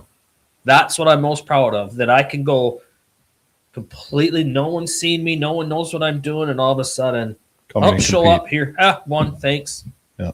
And that's why I said what I said earlier. If Curt's there, it's a check spot, if not a win. No. And there's so many guys. That's what I'm most proud of. There's so many guys that have only fished locally. There's one guy, I can't stand this SOB. I ain't going to say his name, but I've respected this guy's. I couldn't pick him out of a lineup, but I know the name. He's been around forever on the Bago system. He's won a lot on the Bago system. He's a great fisherman on the Bago system. You get him off the Bago system, he can't catch a cold. Well, and that's fine. If you want to be a one lake hero, go ahead, be a one lake hero. But I had a lot of respect for this person until he showed his true colors to me of how big of an arrogant ass he is because he thinks he's something. And he hasn't been for 20 years. Oh, congratulations. You won a couple derbies on Lake Winnebago. I don't want to ever be known as the guy that only won tournaments on Lake Winnebago. I could care less about that. Yeah. I'd rather be the guy that, okay, and again, I don't care about this, but I would like to know that if I ever quit fishing that, oh, Kyle's not here, there's a check spot open, right? Like that feels good to think about that. Kyle's here, oh crap, he's in contention. That's great. That's a good feeling. I don't fish for that reason. I don't get off on that, but there's guys that the local hero stuff, I just cannot stand. Back to your whole, like the mental, like playing the mind games with certain people. I like that when I show up and they're instantly, before I even talk to them, Kurt's here. I love that. That is that you can't tell me as a tournament angler that there isn't a better ego stroke I like of how good you are than when you show up and they've already and written they're themselves already off. talking about you before that you're there. He must be on them. Yeah. Yep. And it's, you know, that I like it when he shows up because that means somebody else in the river ain't gonna have them fish to catch. you like it better when I know there's a big tournament coming because you know all week. Kurt, you fishing I'm not today? kidding you. Kurt, you fishing today? People, You should go here. I'll give this big secret. BFL. Oh, I look Canterbury. It just happened to work out like before lacrosse elite series last year. Canterbury's here. Scott's like, well, I think I'm going to come for a day and then fly home and leave my boat at your place and then come back with his wife. And then we had it all planned. Like I was going to cook a meal and all this stuff. And because when I go down there, I stay with them. Well, he's like, I think I'm just going to stay here. I'm like, perfect. Because the BFL's this weekend and all week I'm fishing. Like, I don't care what I'm doing. I'm taking vacation the week before the BFL. Remember when I said he hates tournaments? And I'm gonna go protect my fish and stick every single fish I can. Well, you're just making sure they're still biting for him. But yeah, I'll go check and make sure they're still biting for you. Yeah, they are. You're good. Go there. Yeah, go ahead. I just beat that up for 3 days. It's always falls, so it's always really good right before the BFL. Well, and then something dumb happens with the water level or this or that, and then you throw. Isn't that coming up? No, it's usually it's because it's usually in July. I thought it was in June. I don't know. But BFL's ain't for me. Something usually goes south, and then you throw 250 boats on the system, right? And 3/4 of them all want to go up the river, so it just gets wrecked by the sheer number of people going there jerking and stuff. But I try to get before Thursday. I relate that one guy showing up to a certain lake to a few different guys around here. Like, and I'm not taking shots at all. Wintertime, El Cap, jig bite, Randy Lewis is going to win. But he's Diamond Valley. He's probably going to win in the springtime throwing a jig too. But guys like a John Bell, Craig Taylor here, they're going to win in San Vicente every single time they show up, damn near. But they're a threat at Otay. They're a threat at El Cap. If you can be well-rounded. Like, I relate it back to the big fish thing here, too. There's certain guys that go to certain lakes. Like, let's say Butch Brown, for instance, one of the best swim bait anglers in the world. He's got hundreds of double digits on Lower Castaic Lake, on the lagoon. He catches them at I think is it Pyramid? I think it's Pyramid too. But hundreds and hundreds of those fish have come out of one place. And in San Diego, I've got 4 double digits, or I've got 4 different lakes that I've caught 4 double digits out of. There's not a lot of guys that can say that, you know, in recent years, that they've caught double digits out of 4 different lakes. There's guys that have specialized on certain lakes. Sure. Like Jennings, there's a guy there that catches double digits constantly because they pattern those fish. But have they caught double digits out of 4 different lakes in San Diego? It's hard to do. You know? I don't have a problem with specializers on bodies of water. If you're a humble dude, like everybody knows Mike Mann. Well, yeah. Mike Mann is going to take a check on Friday's tournament, if not win it, right? I respect the shit out of Mike Mann. He's a humble guy. He's a humble guy. He's a funny guy. He's happy-go-lucky. He's not arrogant at all. If you get to know Mike, he's not that guy. There's other guys that are the same way. Jerry Schumacher, another guy that's probably going to be up there to win this tournament. Might not have fished for a month. He'll hand you a beer at the end if he won and be like, yeah, cool, I won. Yeah. Like, did you see that? I won. Like he's cool like that. Yeah. He's not an arrogant asshole. He made a comment to me one day because we were sitting there for the Winneconne Open and he had a cooler. And I'm like, oh, you brought beer? He's like, yeah, either I was going to win and we were going to celebrate my win, or someone else was going to win and I was going to help them celebrate their win. That's how he is. That's how he is. He's not going to go pouting away and whine and cry because he didn't do well. Yeah, I really like Mike. I'd never want to get in a boat with him, man. No. I'd never want to fish with him. He's way too spastic for me. But great guy. But great guy. Yeah. The specializers are great. Like, if that's what you want to be, that's awesome. For us, especially in this area, when you look at the Mississippi River, if you're going to be like Cade Laufenberg, or any of those guys that fish the Mississippi River, there's a tournament every weekend they can fish, and two, to maintain, because this isn't like the Tennessee River systems, this isn't like the stuff down south. In a week's time, that Mississippi River, any time of the year, can go up and down 4, 6, 8 feet, any pool, right? The Wolf River system or Winnebago system. That is such a large system that, depending on water in the spring, heat during the summer, this, that, and other, you have East Shore, South, Northwest Shore, Bago, Butamore, Poygan, Lower Wolf, Upper Wolf. Forget about Winneconne, which is sort of Fox River. Like Fox River. And then I would say the extreme north end, which is New London North, that all can play in a tournament.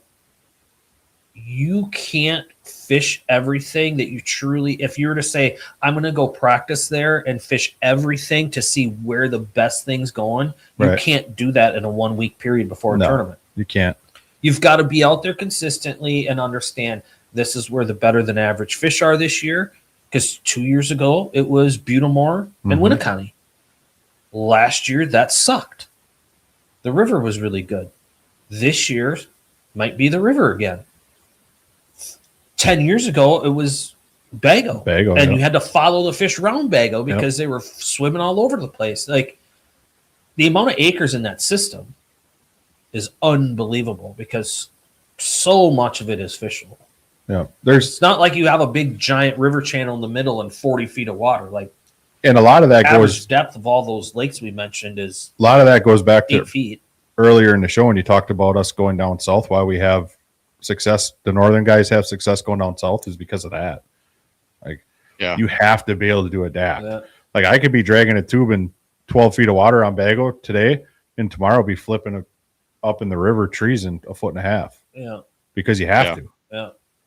Yeah. One day I relate that to the desert lakes. You got to be able to change, not daily. You got to be able to change minute to minute. Really? Yes, 100%. It changes tidal. Literally minute to minute. It's not tidal. Yeah. It's not even. It's not even tidal. It's minute to minute. Wind will shift those fish in an instant. Really? Yeah. That's one thing we on the Winnebago system. It'll turn them off a little bit, make them a little sour, but if the water stays clean and the wind blows, hang on to your rods. Yeah, you're gonna crack their asses. But holy shit! As soon as the water gets dirty, if you better get in the river and flip a tree in 1 foot of water. If you're on the lakes, it is dumb how reverse wind driven them fish are. And when that wind blows the wrong direction and blows them out, where do they go? Yeah. Because it's miles of mud. Miles of literally not clay, it's mud. It's a frustrating system. It is. And that's why I think on that system especially, we get a lot of people that they're just that system. The Bay of Green Bay, you think about it, like, how often do you really got to dip your toe in the water to judge what's really going on there? Not too often. No. You look at a Shawano. Like, once Shawano sets up for the summer, it's pretty set up for the summer.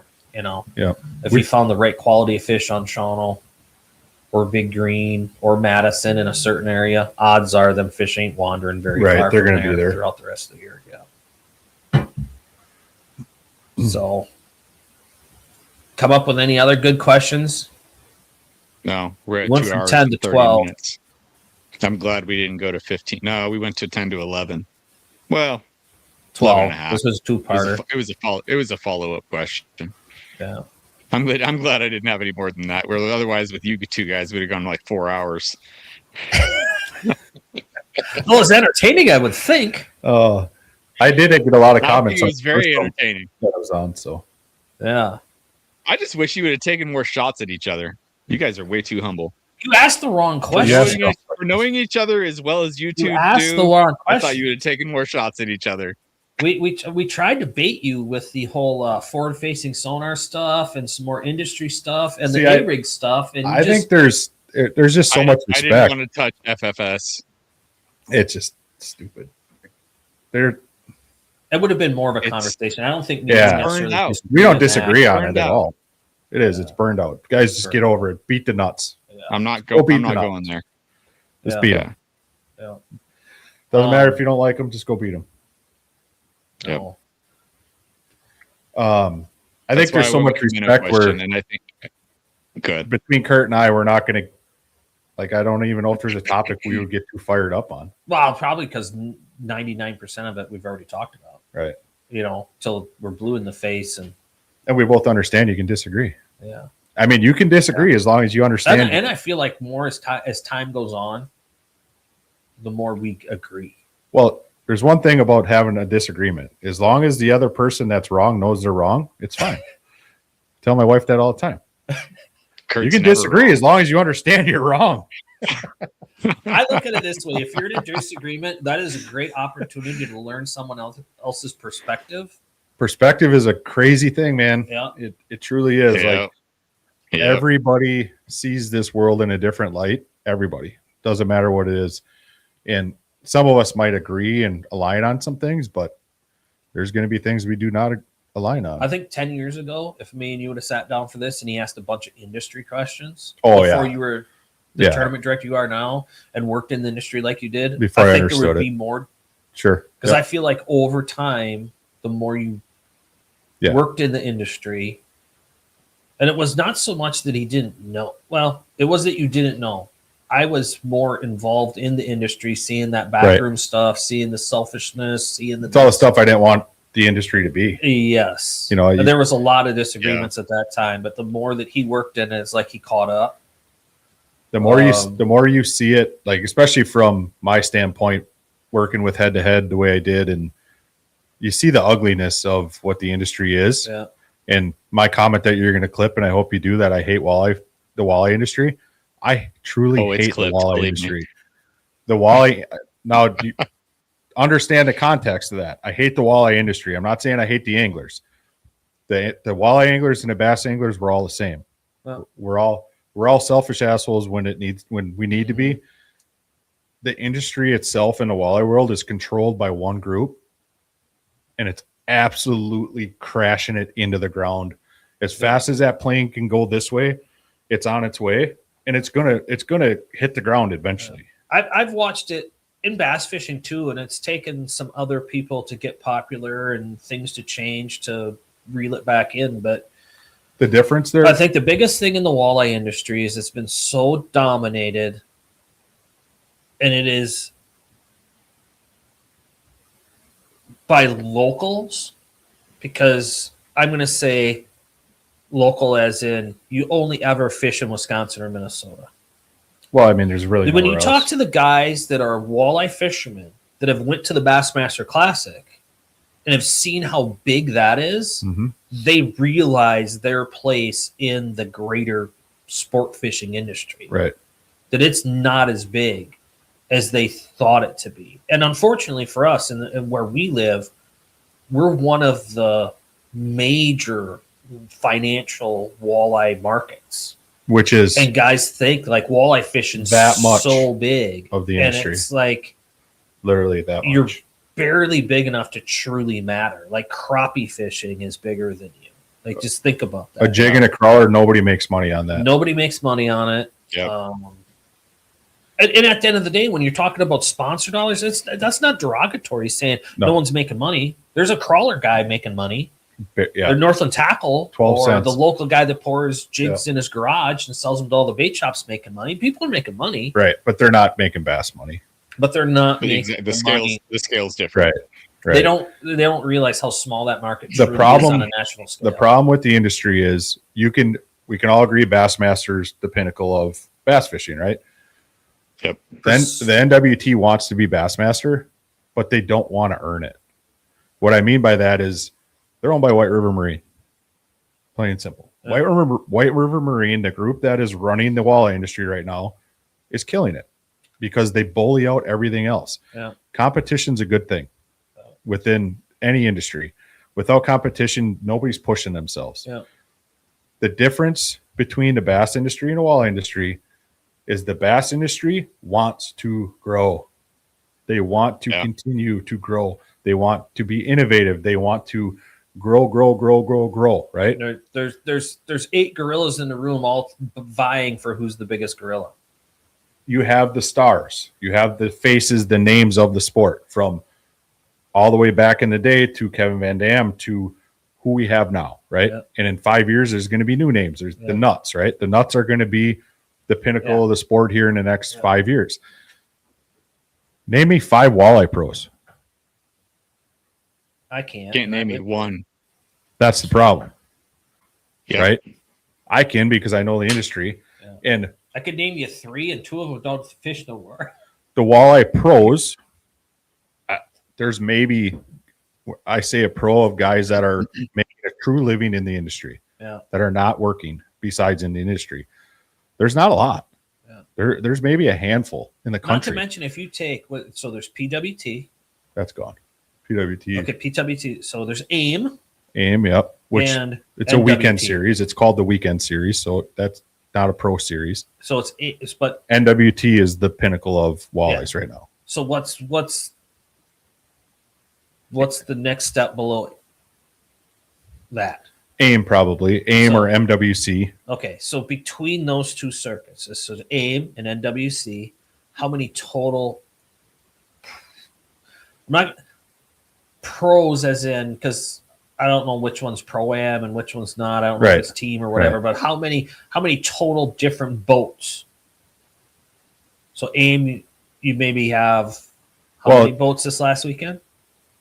That was their championship. There was 40, but okay, so there was. They'll get say 80 to 100. Okay, right? 80 to 100. And NWT, how many boats? Depends on where they're at, but some tournaments like Lake Erie, they got 130, I think, but they'll have tournaments this year with 70. Okay, so let's just say it's 100. Yeah, and there's shared. Yeah, there's a lot of shared there. Shared. Same person fishing both. Yes, some. Yeah, there's some crossover. So would you say there's 150 unique individuals running a boat on those 2 circuits total? Yeah, roughly. I mean, even if you go to 200, it's still not. It's still not enough. But if there's 150, right? Yeah, that's the Alabama Bass Trail. I mean, the Alabama Bass, one trail in Alabama that gets. Yeah, and there's 3 divisions of that. Yeah, Wisco. We have an 80. What did we have last year? 86 boat average. But I'm saying it's like okay, so now it is very regional though. So we got to give it that. Yeah. Oh yeah, for sure. Very regional. To understand that, right? They don't seem to understand that when they start talking to people. This is where I was going with that. Is the walleye industry, the bass industry wants to grow. The walleye industry wants to go to Lake Erie. They want to go to Lake Winnebago. They want to go to Green Bay. They want to go somewhere, South Dakota. They Devil's have Lake or Oahe, or they don't even want to go to Devils. Like there's so many lakes that guys don't want to travel, and they got to travel from friggin' Detroit to South Dakota, right?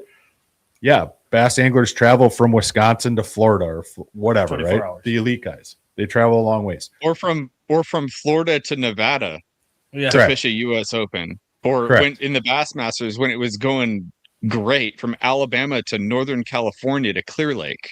Correct. Yep. The You're walleye industry 2 days drive. The walleye industry don't want that. They want to continue to do the same old. I mean, I was so happy that trolling is really not a thing in tournament walleye fishing anymore, because you want to talk about boring.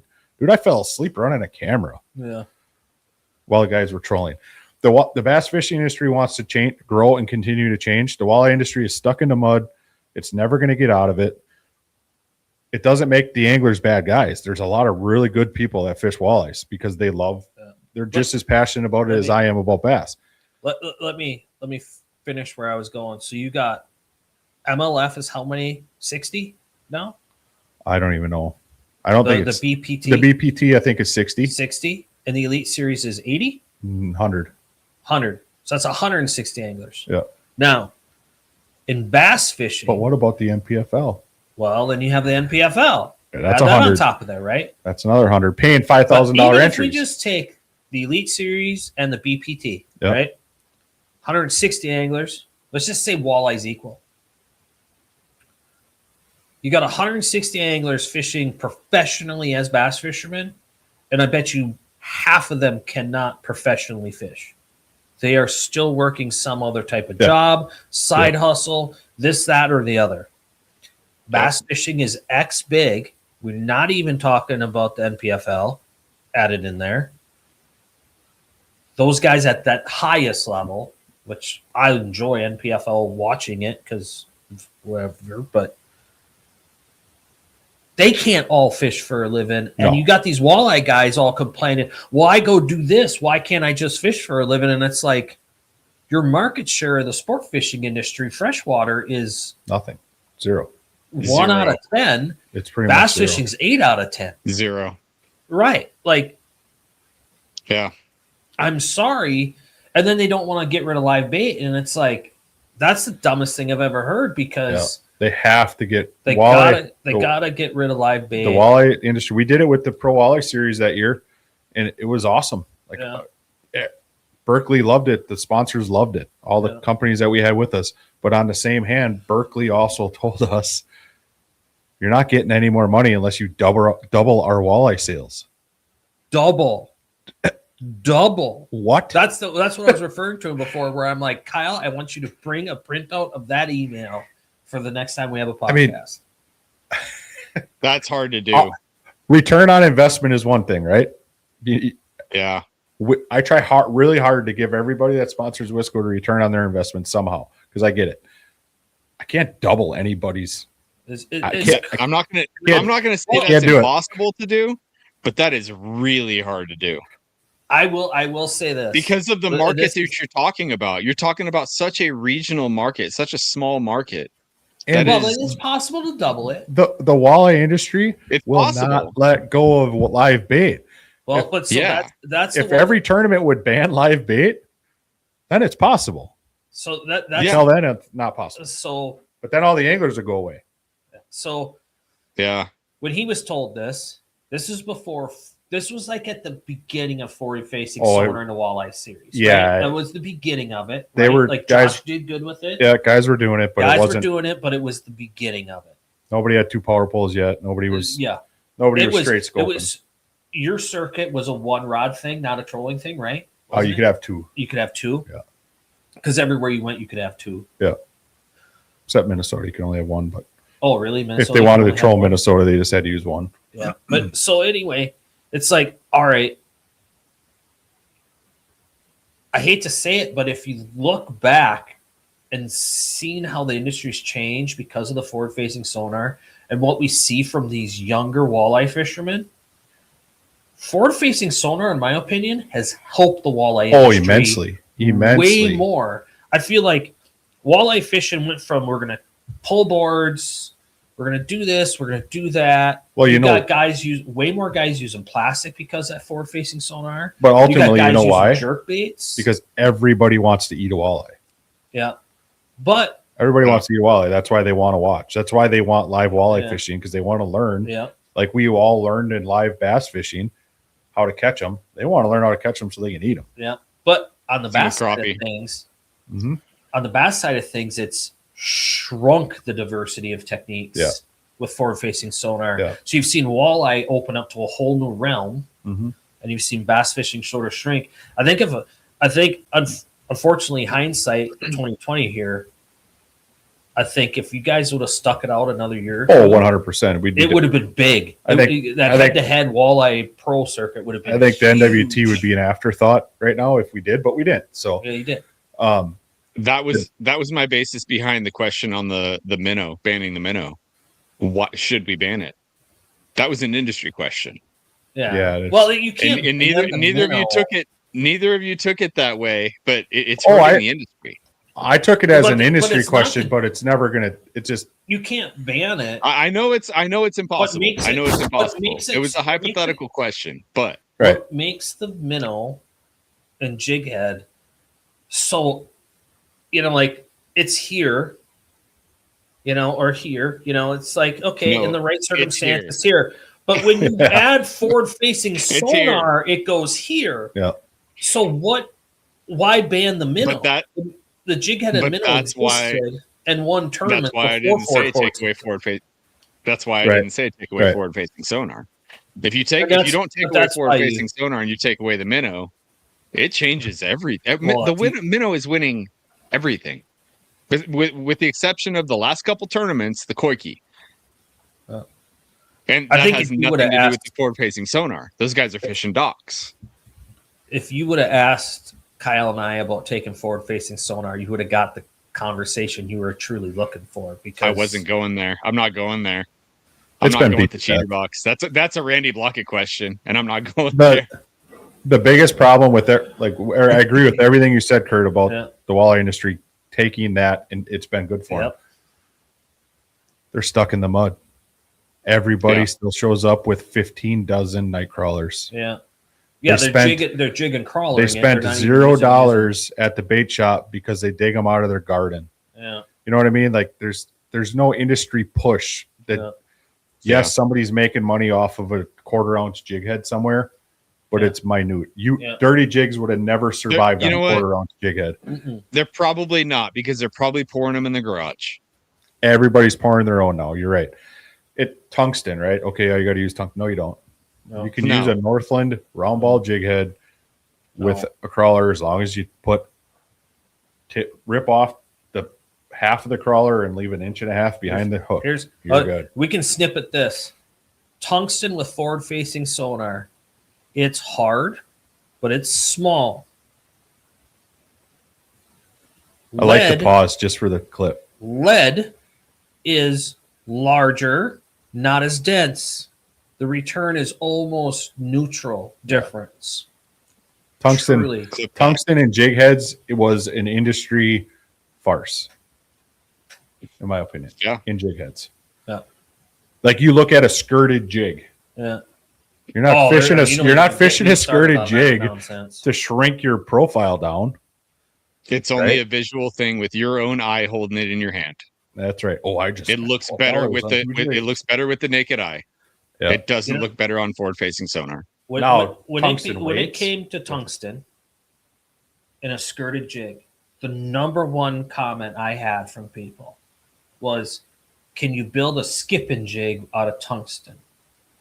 How are you going to epoxy that together? The surface area being smaller inherently causes a problem when you're trying to skip something. Exactly.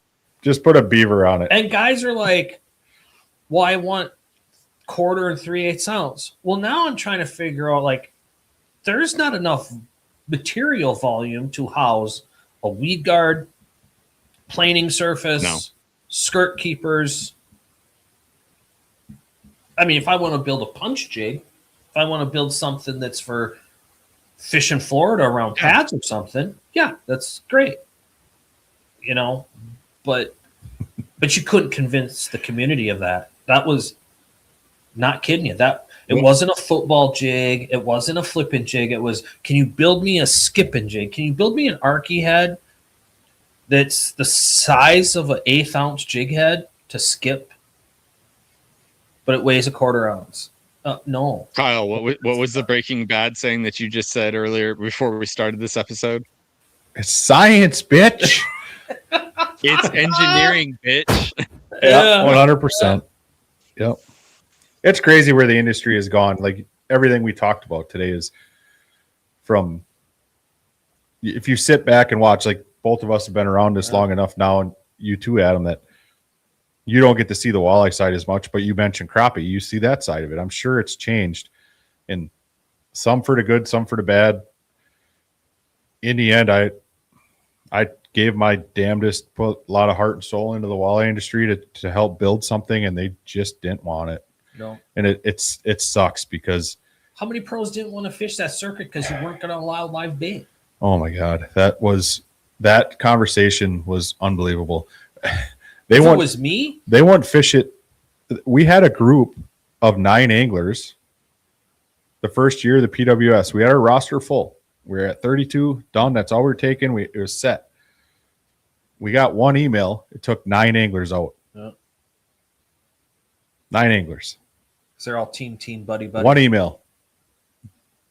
XYZ ... will not be fishing the Pro Walleye Series for head-to-head next year. You show me in the bass industry where one email has ever taken out more than one person. Yeah. You know. Yeah. And we could have a whole episode on why I hate the walleye industry and why it's all legitimately reasons to hate them. But there's a lot of good. AIM is an awesome series. What they do is great. It's awesome. What they got coming out with the next series with teams is awesome. Yeah. I love the fact that they're all getting into the live streaming now. It just sucks that it took Brian Keller and Jim Keller to spend millions of dollars to push the industry to get to that point and basically run us out for them to finally do it. Mm. That all sucks, but it's good that they want to kind of start to grow. But until they get rid of live bait, it's not going to go anywhere. The industry in the walleye world will sit right where it's at. It will be the same stagnant BS. If I was as a manufacturer, if I had a angler that I was sponsoring in the walleye side, which I looked at doing walleye stuff multiple times because I come from walleye land. It's like, you don't want to fish this because of live bait. I'd cut their ass. Oh, absolutely. Even though that my jigs are good for live bait, they're just as good for a soft plastic bait or this or that. Rod companies. Like if you didn't want to fish a tournament series because of live bait, I would cut you. Any company. Yeah. If you're going to choose to not fish a series because of their rules, I'll find somebody that wants to be part of this industry. Here, the people in the industry that are here always said the same thing, and I worked with a lot of different brands. It's like the typical walleye guy, he ends up buying a cheap trolling setup for 6 rods, him and his buddy. Then he ends up buying better reels, then better rods, but still 6, and he's done. He's done until he breaks that stuff or somebody comes out with something crazy, which never happens in a trolling rod. And then with the live bait thing, it's like a guy will buy 2 slip bobber rods, cheap. Then he'll buy 2 really good ones. Yeah, whether that's a $250 rod or a $400 rod. Yeah. Once they get there, they're pretty much done on a slip bobber. And on a jig stick, they might be 3 rods deep. They might buy a cheap one. They might buy then $250 pair. And then they're like, yeah, okay, we're going to do. You're talking the tournament anglers, not the average. Yeah. They might get into a pair. And then all of a sudden, like, oh, I need a rod for a shiver minnow. Yep. So now at some point in time, they get to where they have those 2 really good jig rods, 2 decent, they have 5 rods, and then them 6 trolling rods. There's some really good walleye rods out there right now. They're done. They're absolutely done. And it's like, as bass fishermen, we discuss how much I like flipping. I buy 2 new flipping sticks every year, if nothing else, just to see if I like it better. Yep. You just don't see that in the walleye market. No. And I buy a lot more than just medium light. Yep. 6'6" medium light. 6'10" medium extra fast for my shiver minnow, and done. And that's changing. But like if you watch, but when you start playing, well, now I'm 1/4 ounce jig and a big plastic, or I am throwing a swimmer, or now they're adding a rod here, rod there. The shake a minnow thing works for walleyes too. Oh, so now that's a longer, softer rod. There's if you watch, that's what non-live bait presentations, forcing that artificial presentation, that's what it creates. Oh, now some days I need to throw a number 7 Shad Rap on this rock reef because forward-facing sonar has sort of deterred a lot of the younger anglers away from trolling because it's boring. They want to look at their graph. They don't want to stare at boards. Yep. Now you got crankbait rods. You got this rod. So it's like they're evolving into like the way bass fishing has been for forever. Yep. And you see with forward-facing sonar for a period here, we're going to see the next 2 years, I would guess, de-evolving into limited rods. But I think once, especially down south, those fish get conditioned, and it's going to go right back. It's all going to come full circle. If you watch, there's a really good show that the walleye industry has. It's called Tour Level Gold. The guys do a phenomenal job. I have zero to do with it, but they do a great job if you want to see what, following the guys on NWT, what they go through. It's awesome. It's a great show. You see the guys evolving like you're talking about, of having all these different rods. There was one from this last episode, a guy's re-rigging. I think it might have been John Hoyer, and he's got like 30 rods. Yeah. Like, that's 5 years ago, he had them 6 we just talked about. Yeah. Well, that's in Minnesota with ice fishing and stuff. You see it there too. If I thought it was 2 rods, but Minnesota's 1 now. Yeah, it's 1. That's forcing that. That also forces that technique diversity. Yep. 1 rod, because here it is hard to get anybody on the Winnebago system to either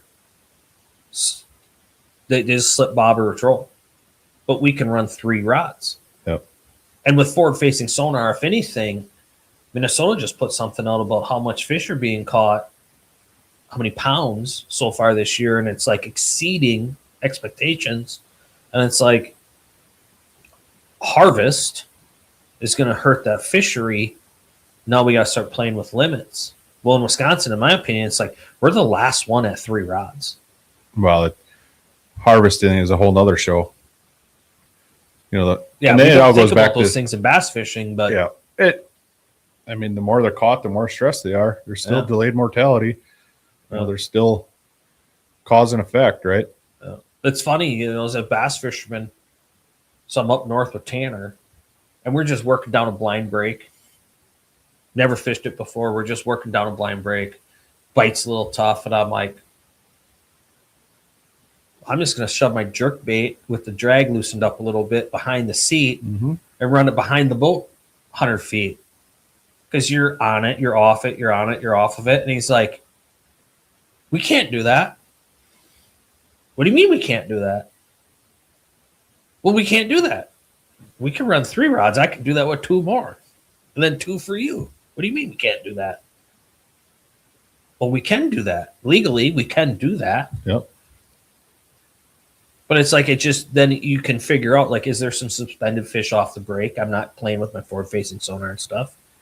Like, as bass fishermen, we were just so conditioned that it's 1 rod in your hand. Oh. You don't think about any of that. Walleye guys are like, their instant thought is, we're on fish. How can I put more lines in the water? How many people can I fit in this boat? Yep. Adam's enjoying this, I can tell. Yeah, he's like, screw this walleye conversation shit. Yeah, you lost me. I mean, well, that's out there by you. I mean, you guys have some big bluegills. You got big crappies. Yeah, but it is not. Dude, you're talking. How many acres is Sean? Maybe 20 10,000. guys. Google it. Maybe 20 guys from here to Arizona that really target those giant bluegills. Yeah. And not even recently. We're talking 15 years ago where guys were really targeting those for, and we're going to talk about this in a later episode, Curt. Lake records. 6,200. Yeah. We're going to talk about this in a later episode about lake records and how much they matter here. Yeah. And guys, we're going for lake record bluegills because we have those Florida shellcracker bluegills here that grow up to 3.5 pounds. And guys were trying to break those records. That's the only reason why those have any notoriety here whatsoever.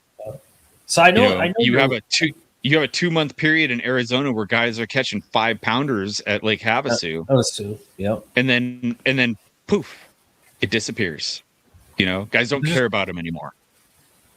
I could probably tell you 50 guys that have seen those pictures from Havasu, and they're like, I want to make a trip to Havasu to catch some giant bluegills. That would be fun. It would be. Yeah. But so this Shawano Lake, which they just dropped the limit for this year to 10. Yep. 10.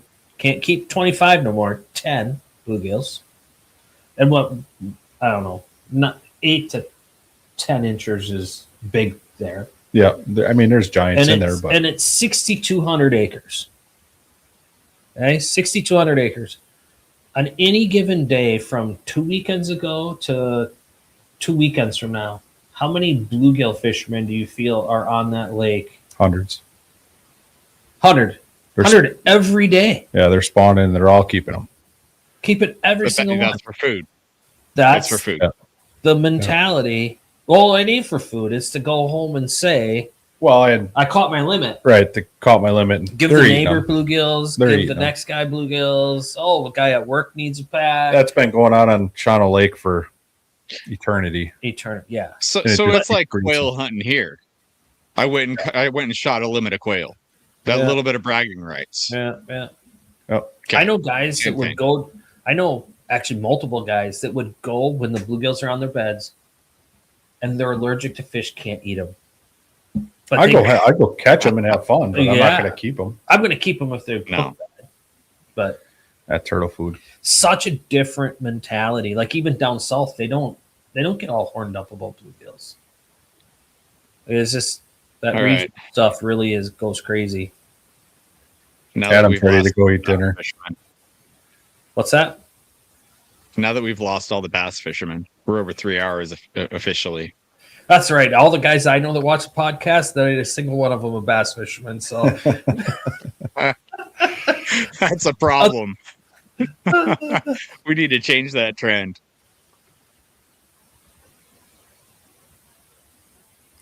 all right, we're gonna make up questions to ask him and do this again. I'm There in you for that. go. I like it. I I like got a it. lot of questions about California. Does it have to be fishing related? No, dude, don't go there. We don't want to turn this into a political podcast. No. Except for, No politics. except for all of us flying out to vote for a certain somebody. And honestly, dude, if you turn it into if it's a California fishing podcast, it's going to turn into a political. I was going to say it's going to go anyway. political. Yeah. When this hits and that clip goes up, me saying I hate walleye fishing, my phone will ring. Oh, that whole for day. Sure. I can't wait. Good, Sure. good. Can't wait. Anybody that Good I know that's a going out walleye there. fisherman that watches it, they won't even think twice. They won't call me. They just know. I've told them all I don't like them. All right. Are we good? I think we're good. I think we're good. It was fun. All right. I thought it was good. My ears are itchy. You might have to I'm gonna- edit some stuff out, but Some bleeps. We don't have to edit anything out. If YouTube wants to flag it, they can flag it. I like it. we only good got to with it. worry about 10 people watching. You got to build it. Like, comment, and subscribe. Rome wasn't Like, built. comment, That's what we subscribe. need. That's what we want. need. We want to get this, dude. Especially If you like this stuff, there's good information, dude. I mean, like we talked about it at the end of the last episode, that swim bait episode. There was so much good information in that episode, and there's good information in this episode, and that's what we're trying to put out. yeah, Yeah. yeah. There's good stuff. There's nuggets that everybody can pull from every one of these, and that's why we do this. That's exactly why we do this. To put out the nuggets that can help people catch fish, stay safer, like our last episode. Stay safer. Be ready for adversity on your trips. You know, that's why we do these episodes. It's fun for us. We do it because it's fun. We get to sit around and talk fishing, but we started it because of the conversations that me and Curt have on the phone to help other people out. And that's why we do it. Well, just to have someone listen to you and me talk about why we fish tournaments, Right. right? You don't have to win all the time. You can want to win all the time.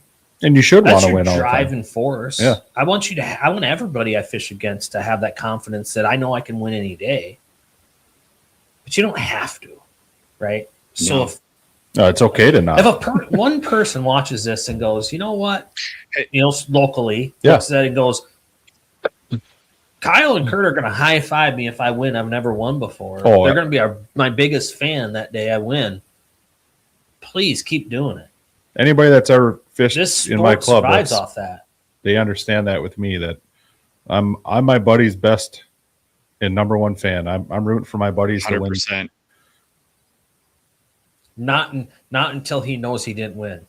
He don't Oh, root for you until after he knows he didn't There's win. nothing I can do about it. I can't take him away from him. So here's mine.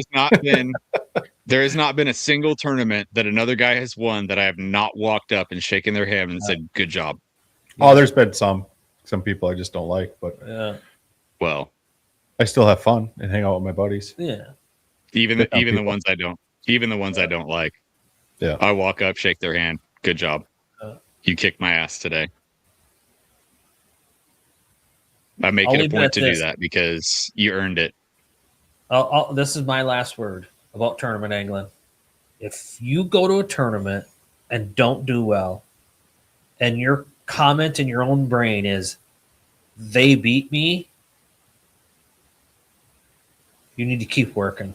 You work harder. Absolutely. You got to work harder. Because learn something your, from your it. mental comment in your own brain needs to be, And guess what? I could have did better. Nobody cares. Work harder. Even if it's not work harder, just change your mindset. Yeah. Work harder. Just Put in change the your time. mindset. Learn. Be a student. I'll add on to that. I have kept a log of notes. There is a website, fishswami.com. It includes pretty much, and I've given them a little bit of feedback. They need to add a couple things into their website as far as moon phase. What moon phase was it on that day of fishing? They have everything from how many fish you caught that day, what you caught them on, water temperature, water color, everything. Yeah. And one of the things they're missing is moon phase. I've given them commentary back, like you need to add this, this, and this. I have kept logs on all of our San Diego lakes. What's that? They might have barometric pressure. I think I might have asked them to add that. I'm not sure. But almost every single fishing trip that I have made for the last 20 years, I have added into my log, private log on fishswami.com, and you can separate it lake by lake and put together trends. Every tournament that I've ever fished, I've talked to the first person that has won that tournament and added their notes into my log. Smart. And anybody watching this that's beaten me in a tournament that has gotten first place, your notes are in my logs because I have wanted to learn from everybody that I've gotten beaten by. So I know you've heard me say this, and I know for sure Adam's heard me say this a billion times. It's like, if you can beat me doing what I do, good for you. Mm-hmm. Yeah. Good for you. So we all learn from somebody. Did you reinvent something? It's all about. I ain't learned anything or invented anything. No. I haven't invented a single thing. I haven't even perfected anything. Besides being a smart ass. Yeah. All right, let's end this. We can do this again some other time. We let this go too late. Kyle won't do it again because I got an hour ride home yet. Yeah, he's got to drive an hour home. He's been putting up with me for like 2 hours before we did the podcast. I could have ended it an hour and a half ago.